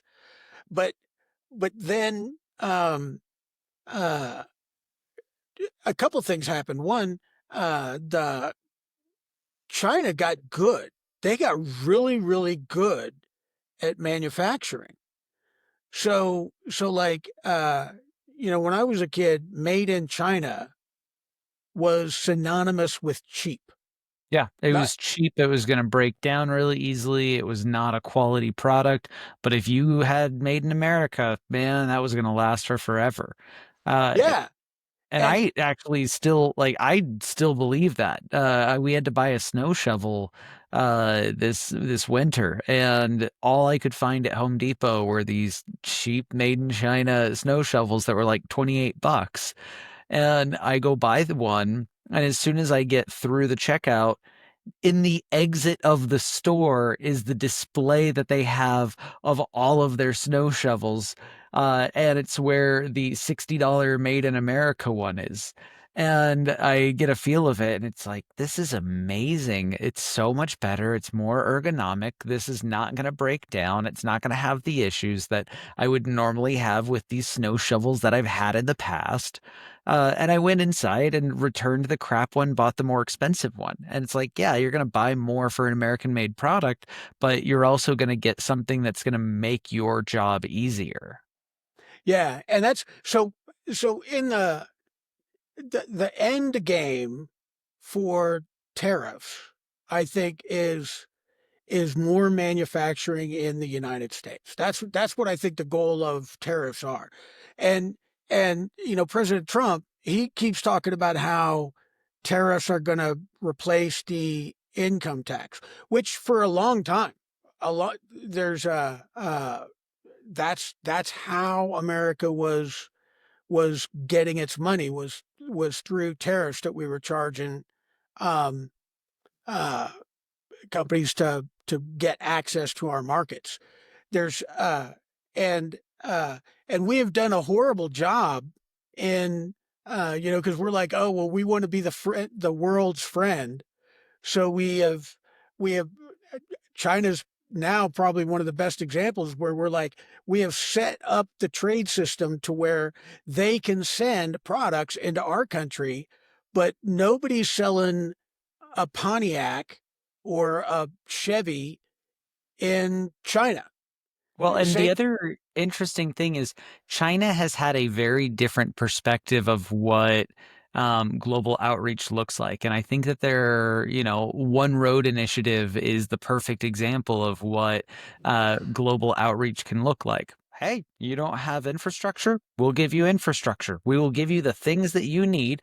We'll just have our workers come and do it, and we'll make sure that we get the credit for it. And if you don't pay this fronted loan, we'll annex some of your land and you'll be part of China. And there's consequences, but there's major benefits, and there's immediate ways of putting nations out of poverty because they'll actually be able to have infrastructure for import and export. Which is why the current part of the trade war is so much extra interesting to me, because this is where Trump has really said, call my bluff to somebody who has a better hand. Like we have always had NAFTA and similar arrangements, but China has been actively building the infrastructure to have their reach go throughout all of Europe and Asia, and Africa. And it's it's very, very interesting to see how the two different approaches towards global outreach have been, one, beneficial to each nation independently, but two, how it sets them up to be able to have a different type of strength when one of them starts to have vulnerability. Yeah, now uh, I think that the U.S. still has the upper hand on this because um, if China is an economic powerhouse, but the reason Yeah. they're an economic powerhouse is because they sell all kinds of things to Americans. And so if and you mentioned this, you know, that the that the ports in on the West Coast, the ports in LA, ports in Seattle, ports in Portland, um, they're uh, they're just, I mean, the ships aren't coming because Yeah. there's not orders from China that are coming into the U.S. So that's going to affect Americans because we're all the things that, I mean, man, I mean, there's phones, mice, Yeah. Looking you at know, literally everything on my desk right now. yeah. So there's all kinds of things that we want to have that we're going to have to find alternative sources for because they're not going to be coming from China as long as the tariffs stay the way that they are. And but but that means that all the sales that have been driving China's economy are also not happening. So they're not getting that cash that's coming in. So the thing that China has done two things really, really well. Um, and the first is they learned to manufacture things that they didn't know how before Richard Nixon visited China in 1972, normalized uh, government to government relations, then normalized trade relations, and then eventually we gave most favored nation status to They got China. really good at commodification. There's but the other thing they got good at is so like when I was a kid, and before, there was absolutely no question in any mind anywhere in the free world that democracy was the best form of government.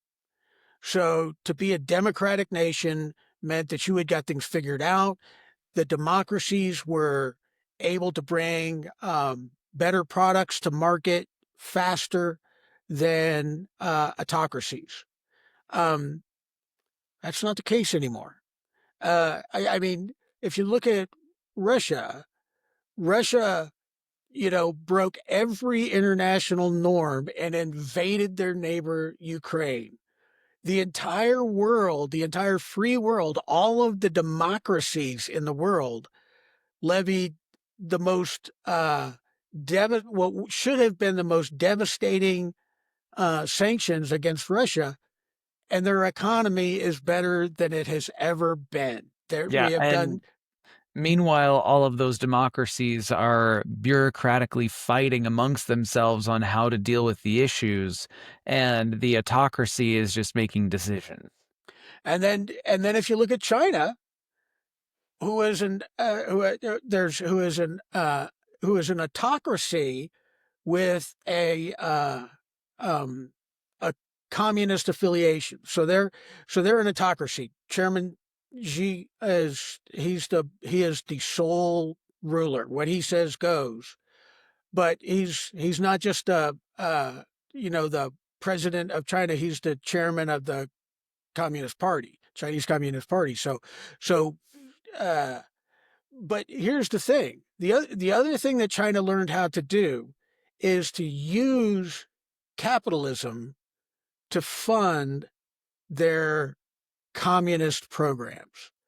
So there's a so you know they're able to build, like they build entire cities for people before anybody moves in. So it's like the whole city is built and they're like, "Oh, okay, now you guys can move in after the place has been built because they it's very different. They don't have they it's like, "Oh, well we've got these available properties and now we've got to hope that developers will come along and buy these properties, and then once the developers buy these properties, we've got to figure out how we're going to take their interests and align them with the community's interests No, we're and going to be the train. We're going to move, and you're either going to get out of the way or you're going to get hit by a train. so so China has they're competing, they're building their Hoover Dam and it's even bigger than our Hoover Dam. Yeah, I've seen this and it's phenomenal. Like it is mind-blowing engineering feats. And I can see how, when you see someone like Elon Musk, for instance, and you see all of the amazing things that he's doing with the speed in which he's accomplishing them. Like I didn't realize that Neuralink already has its third implant. Um, Yeah, and that guy's is amazing. Yeah, fascinating. And he's making leaps and bounds, but he still has a bunch of red tape that he has to go through.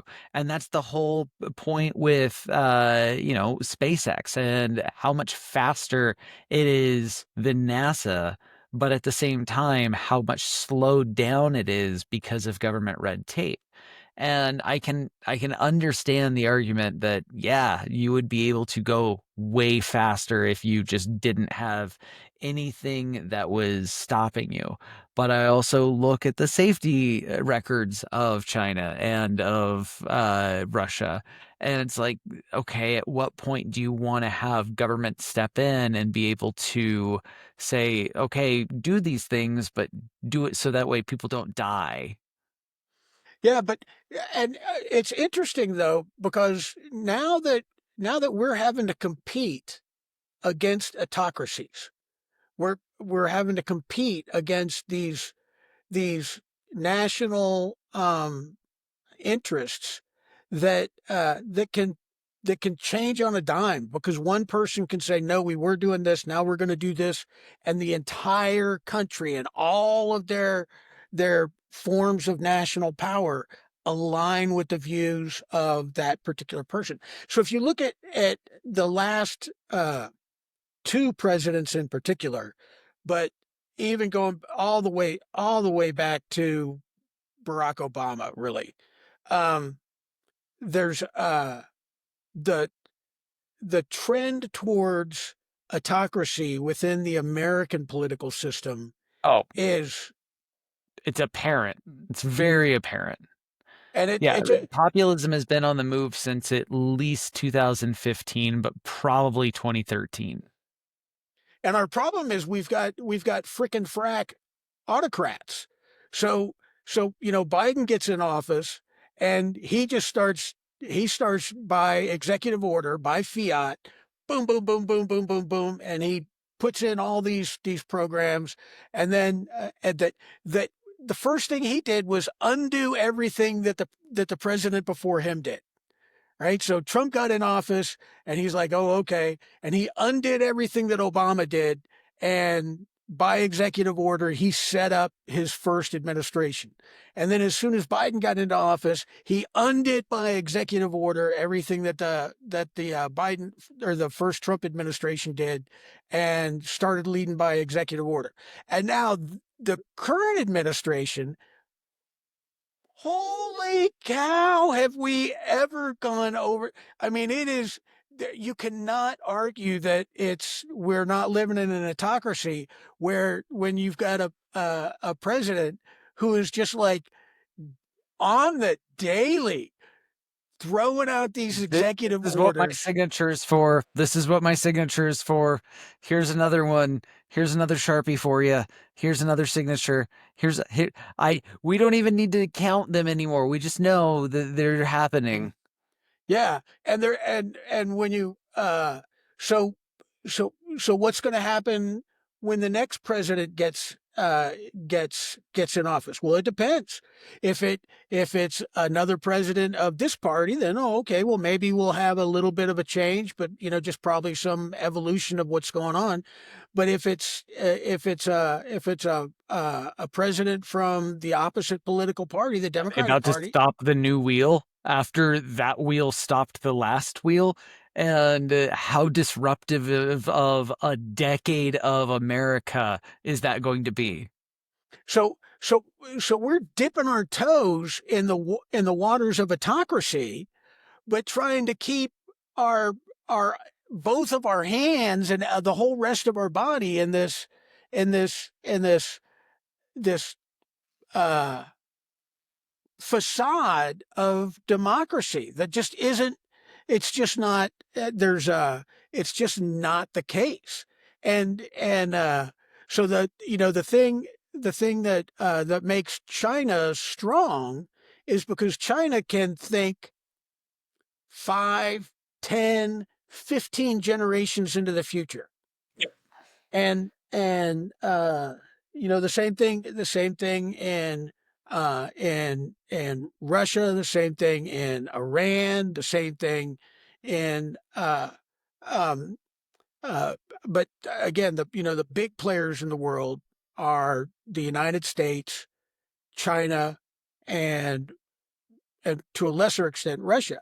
There's but you know I I don't know how we're going to compete if we play at the autocracy game, um, just enough so that we don't have the freedoms of an actual democracy, but we do autocratic rule in this tennis match kind of a way, to where we go in one complete direction and then we stop when we start going completely in another direction, when our competitor China is just, they're like, okay, whatever, we're going to keep going in the same direction. And it makes it to where uh it's a legitimate question whether or not democracy is the best form of government in the present world. And in particular, uh, um, uh, the more divided the government is. I mean, if you look at Europe, the only thing that Europe is they're worse than the U.S.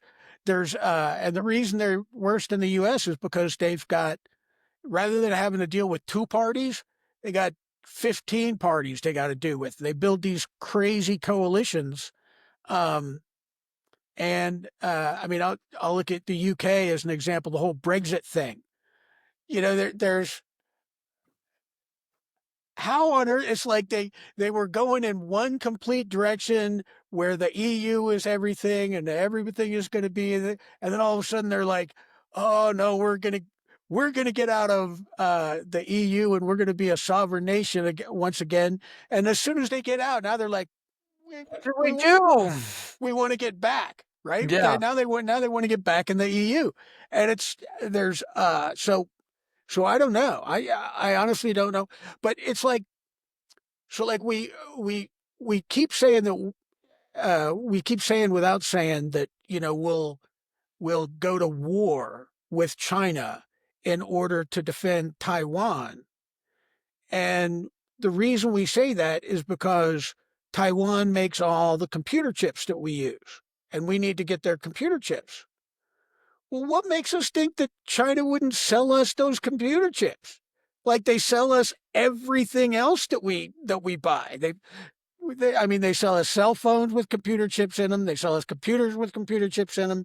Everything that has refrigerators now come from China that have computer chips in them. So why would we want to go to war so that we can buy things from Taiwan instead of buying the exact same thing from China, when we can buy it from China for, like, without having to get people killed? I uh I have a rhetorical answer to that, as opposed to a literal one, but it's gonna do nobody any good. whatsoever. And so we're gonna acknowledge that uh you're absolutely correct. And does it matter who we're buying it from? Probably not. Like realistically, if I understand the argument of if it's happening on that side of the world and if it's not going to have impact to us, do we need to put our values on other people just because they're our values? And how attached to our values are we? That's kind of a that's an interesting question because I think it's a bit of an existential question for a lot of people, especially if you really are raised in this idea of patriotism being associated with democracy, and having almost 40 years of saying, yeah, democracy, we are the greatest democracy, we are the greatest democracy. That is probably still a correct statement. We are probably still the greatest democracy, but the new question isn't, are we the greatest democracy? The new question is democracy relevant?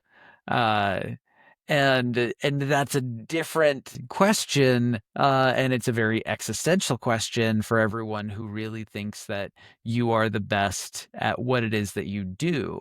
And I think that that's one of the, that's kind of similar to the struggle that a lot of people feel with the shift in workforce towards AI and how much more capable something is and how much more empowering people can have their day at work be for them because they can do so much more. And if what you're used to is putting your nose to the grindstone and always having sweat equity, and your whole values are associated with, well, I worked for it. And then in comes this other generation that's just blowing past you with AI. Um, okay, well, I mean, is it wrong that you want to work for it? No, I get that wholeheartedly. But are you gonna get left behind? Yeah, kinda. You gotta look at that part of it too. And it's one of the reasons why in the shop, like I talk about AI a whole lot, and people keep asking me why I'm doing it, especially considering there's not a lot of value with what it adds into the barber shop. But the reality is I need to know. I need to know what people are doing with it. I need to know how it's going to be impactful in the next generation. And nobody's going to teach me. So I need to teach myself because if I don't know these things, then by the time that I'm your age, I will have no ability to respond to whatever the next thing after this is. Yeah, there and I think it was last week I saw an article that China and Russia are cooperating to build a nuclear power plant on the moon by 2030. And the reason they want to build a nuclear power plant on the moon is because they want to have a permanent base there. They want to be able to go up and use the moon in the same way that we've been using the International Space Station to conduct research and Makes sense. yeah, and then you start thinking it's like, oh, okay, well, you start looking uh, at producing polluting products, polluting products like um, uh, cement and steel that take tremendous amounts of energy, just tremendous amounts of energy to produce. Well, it's it's uh it's super expensive to take like a a one of SpaceX rockets filled with concrete and send it to the moon, right? That's super expensive because you've got to use all the energy to get out of the Earth's atmosphere. Well, once you get to the moon, it doesn't take nearly as much energy to get off of the surface of the moon than it does to get off of the surface of Earth. So now you can take I mean, you can literally fill up a starship with concrete and, uh, send it to uh, to Earth, um, you know, use a minimal amount of energy to re-enter the atmosphere and land, and then send the empty starship back up. So it's, there's so so to a certain extent, the moon makes way more sense than Mars, because most of the time Mars is way too far away from the Earth for us to travel there, because Mhm. it's just got this elliptical orbit that it's only near the U.S. It's only near the Earth when We are the center of the planet.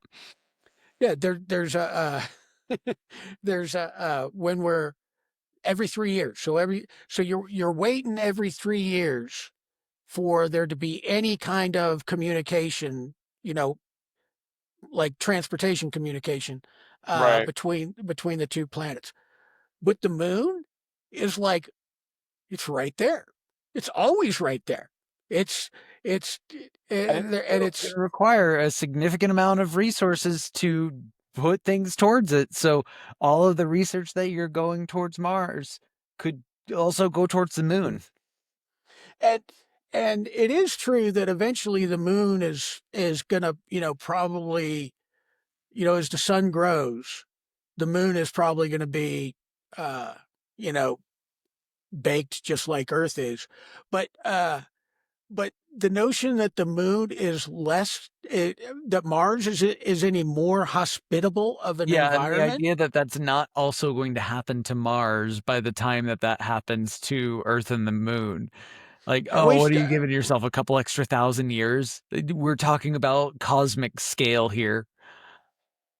and a few episodes ago we were talking about in the whole ectogenesis thing. It's you know once you get to Mars, if you're going to stay there for any length of time, you start having children that are conceived and born in a completely different environment, totally different environment. So they form in a womb under less gravity.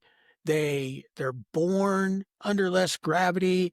They're So irradiated at a rate that is way higher than the radiation they would experience here on Earth. So what do those children end up becoming? Are they a new species I of think the human? real question is how many generations from that first generation to the generation that the decision is made, that somebody makes the decision that you can't have sex with somebody from the opposite planet. Uh, because Yeah. that could become a thing, where all right, we're purists. It's all Earthlings in this household. Don't care if they're black, brown, white, whatever, but they're Earthlings here. Don't you be creeping off with them weird Martians. Yeah. But on if we're using Mars the same way that or I'm sorry, we're using the moon the same way that we're using offshore oil rigs. And people are like, "Hey, I'm going to do a 9 month rotation on the moon, and then I'm going to come back and I'm going to stay on Earth for 2 years, and then I'll go do a 9 month rotation on the moon, and I'll come back." So you can theoretically have a family on Earth and make a lot of money I'd by do it. going, Yeah. yeah, by In going a up to heartbeat, I'd do it. and it's way less dangerous, way less costly, way more advantage uh, than so now so we're completely distracted by by the the Muskinator uh, Well, on in his detriment, Bezos did put Katy Perry up in space, so goodness he's not gracious. doing himself any favors. There's a there's there's a yeah. I mean, there's Nothing. No, just yeah. there's the one thing that I will say that that shows is that Katy Perry is a very savvy businesswoman. So she has turned her entertainment talent into a money machine. So has Taylor Swift. So has, I mean, there's so No denying that at all.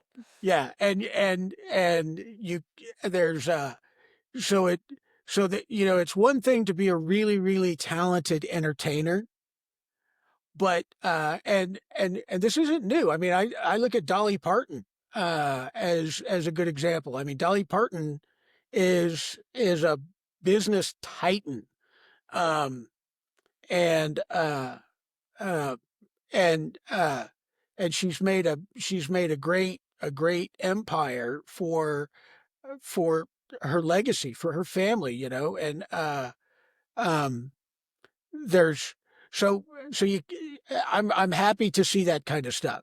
But it is one of those things, like, you do realize we have like actual astronauts that work for NASA, right?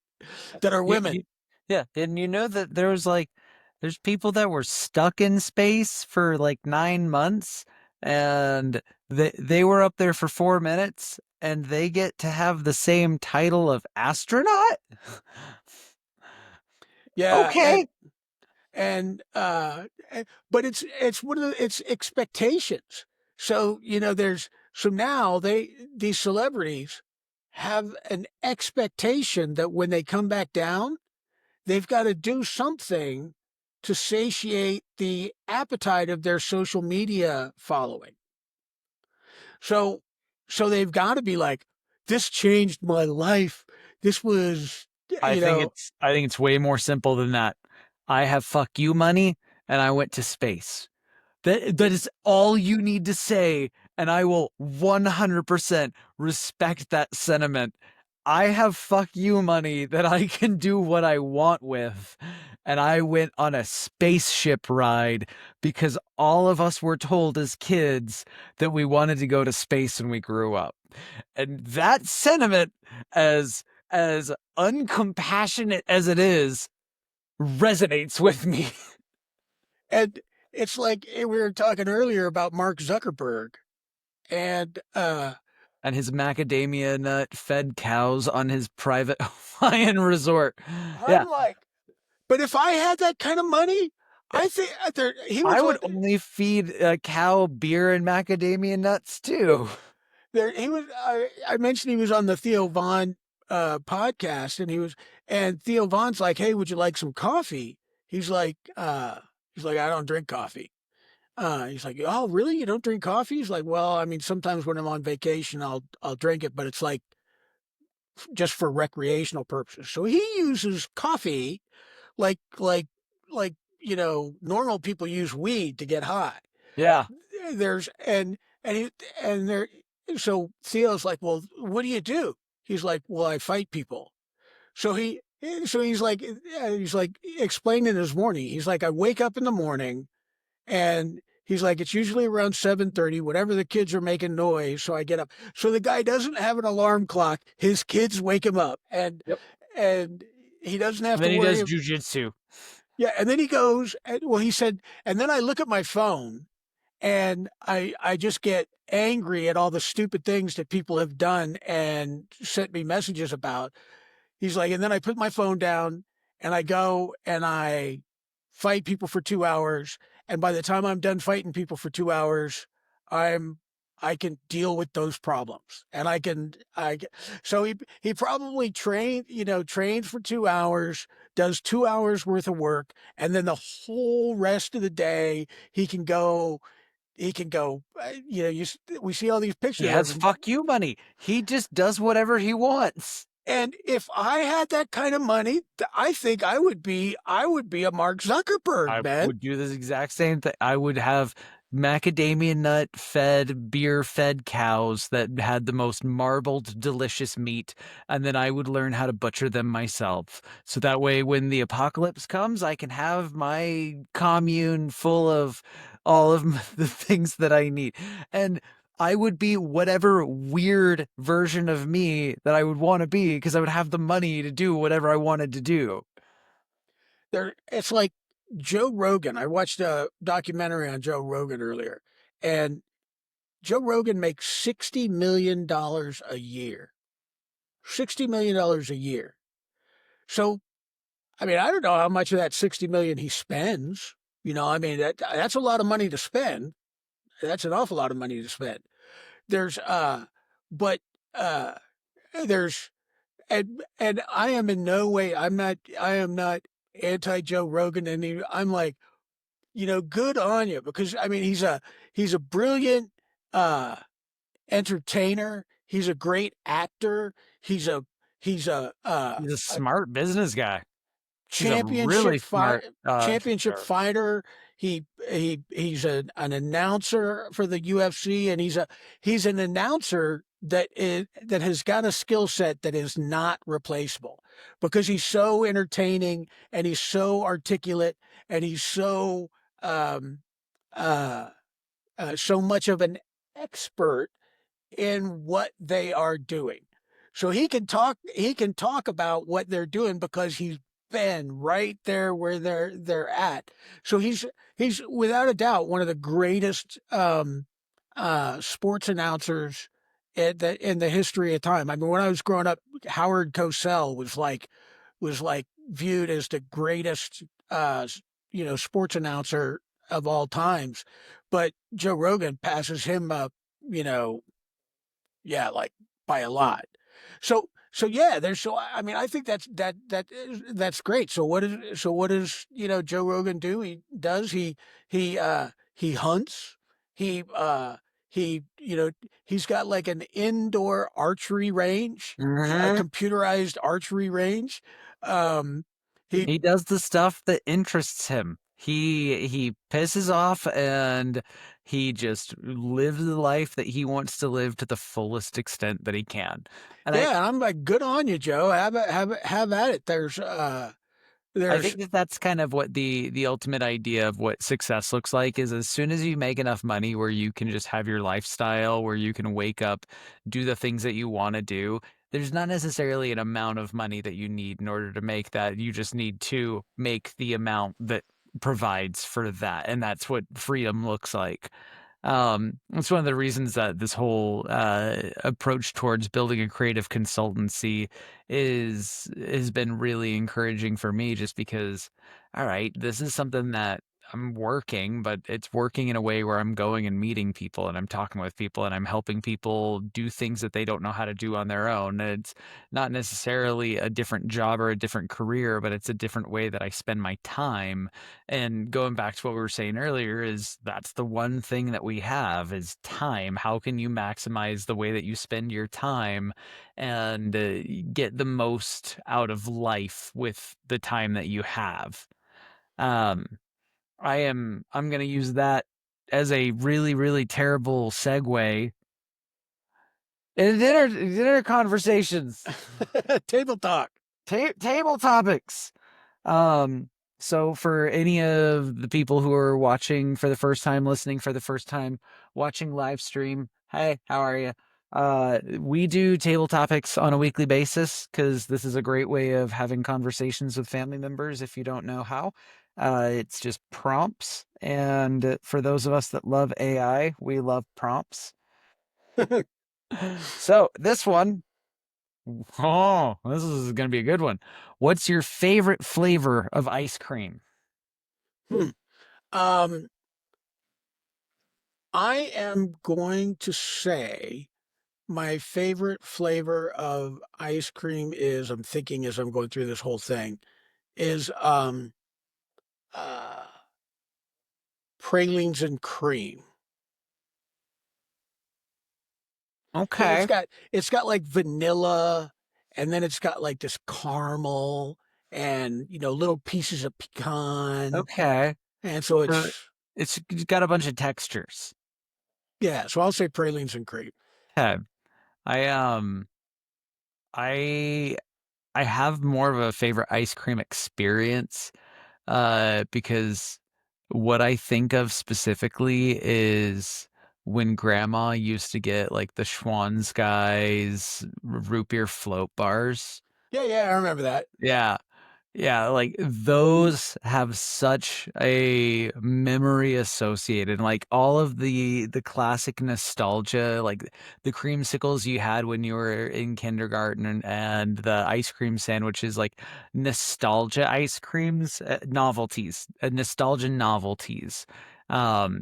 The right kinds are the ice cream that I really enjoy, but if it's a flavor specifically, there's a seasonal flavor that comes out in the fall that Kroger puts out from their private selection. That's a pumpkin cheesecake. And it's pumpkin ice cream with little pieces of cream cheese cheesecake and graham cracker crust. And oh my God, it's so good. It is so good.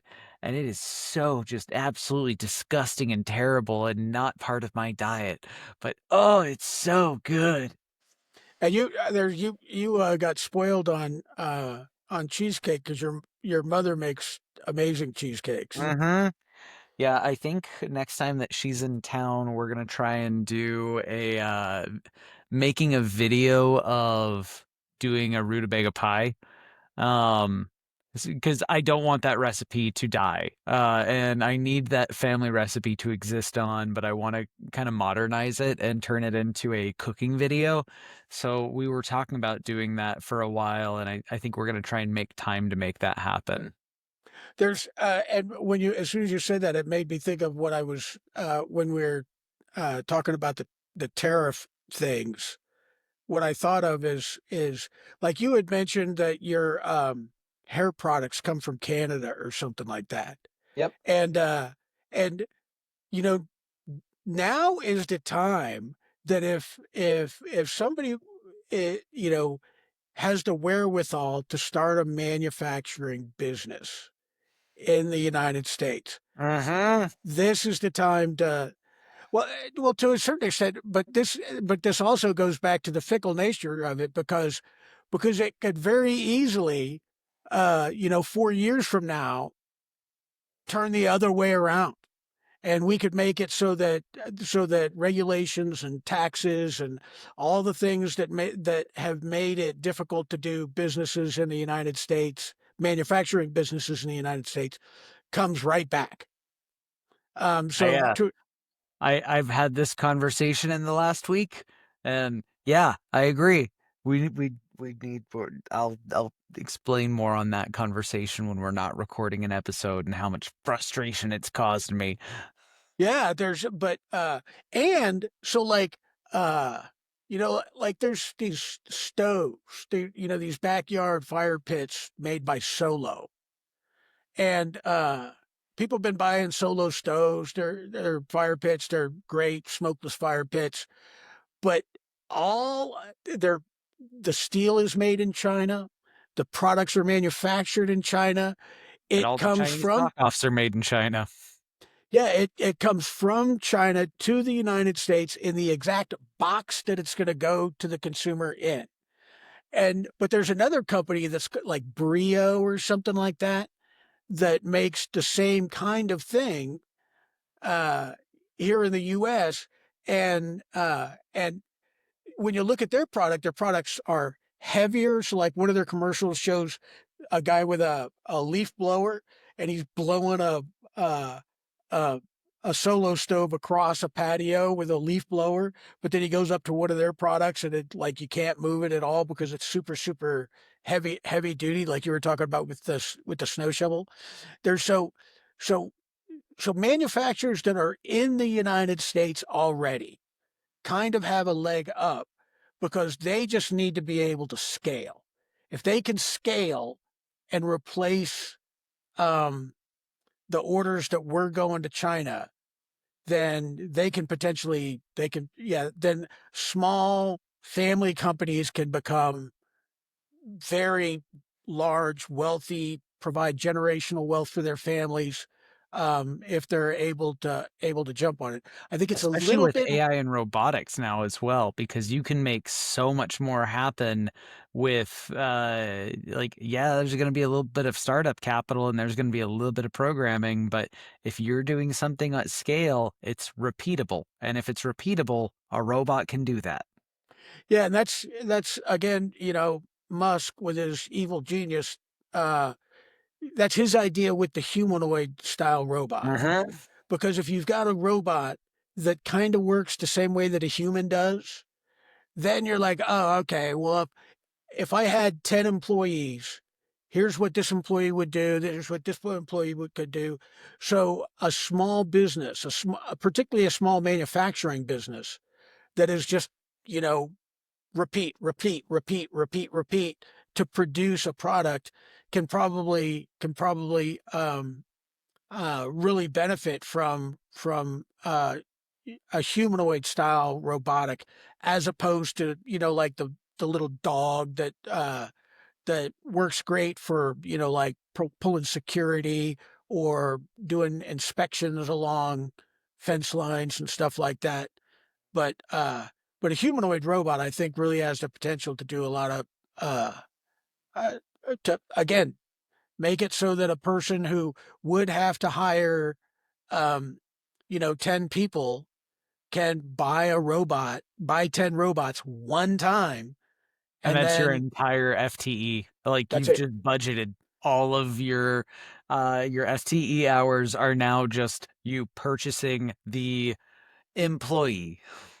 Yeah, and the only time they get tired, all you got to do is plug them in. That's Yeah, that's it. So recharging time, and then so if you need 10, then you buy 20, and you got a 24-hour operation going on. I mean, it's really that's really amazing. I keep telling a lot of people that one of the reasons that I've been trying to learn as much as I can with AI is I have every intention of getting agentic AI. I have every intention of moving forward with this. And at some point, it will make sense for me to want to have an assistant. And at some point for me, it will be the natural progression of things that you can get the Optimus robot from Tesla with a Grok AI installed into it, or Boston Dynamics will have their Atlas robot with some kind of consumer grade model that you can incorporate your OpenAI software into, and you will have Rosie the robot, and you will have the actual assistant that we were talking about. And I think that, training it this early on into the process is making it so that way every stage of the development of what I want out of it next. Okay, it's going to make sense when it comes time for me to have a more expensive LLM. It's going to make sense that I've been using that for so long that the next natural development would be having some kind of either robot dog that follows me and listens to me or a robot person that follows me and listens to me. But I just see it being a very slow process, but it is a very natural process for the people who are actually spending time with it. I just makes sense. Yeah, and it's one of those things that I think that the people who are going to get run over by AI are the people who are still questioning whether or not it's a good idea, Uh-huh. and the people who are going to do the best are not saying are not they're not even asking that question. They're not asking the question, is this a good thing or a bad thing? It's a thing, and Yep. it's gonna the world is constantly evolving. There's and Figure out how to grab a hold of it. yeah, yeah. I think on that note, we can probably end our 15th episode of our first 100 days in podcast office. Uh, and you sucked at the intro. You might as well suck at the outro too. Okay, so we appreciate everybody who's tuning in. If this is your first time, welcome. We appreciate you. And if you know anybody who could benefit from this kind of podcast, what we're really trying to do is show that it's possible for people from different generations, different ideological backgrounds, different um, uh, perspectives to actually have conversations and to learn from each other. So if you know somebody who could benefit from that, send them a link to our podcast. We're on Spotify, we're on Amazon, we're on Instagram, um, And and and I went through and I updated so we're actually on YouTube correctly. there you go. So now we're on YouTube. So wherever you get your podcast, you can subscribe to us, and we appreciate that. If you would leave us a review, that would be like a tip. So we would appreciate you leaving us a review on wherever you get your podcasts. And and I think I suck at my exits less than I suck at the intros. But in true fashion, we never know how to say goodbye. So I'll just tear the band-aid off. Thanks for listening, and we'll see you guys next week. Be well. Take care, y'all. Cheers.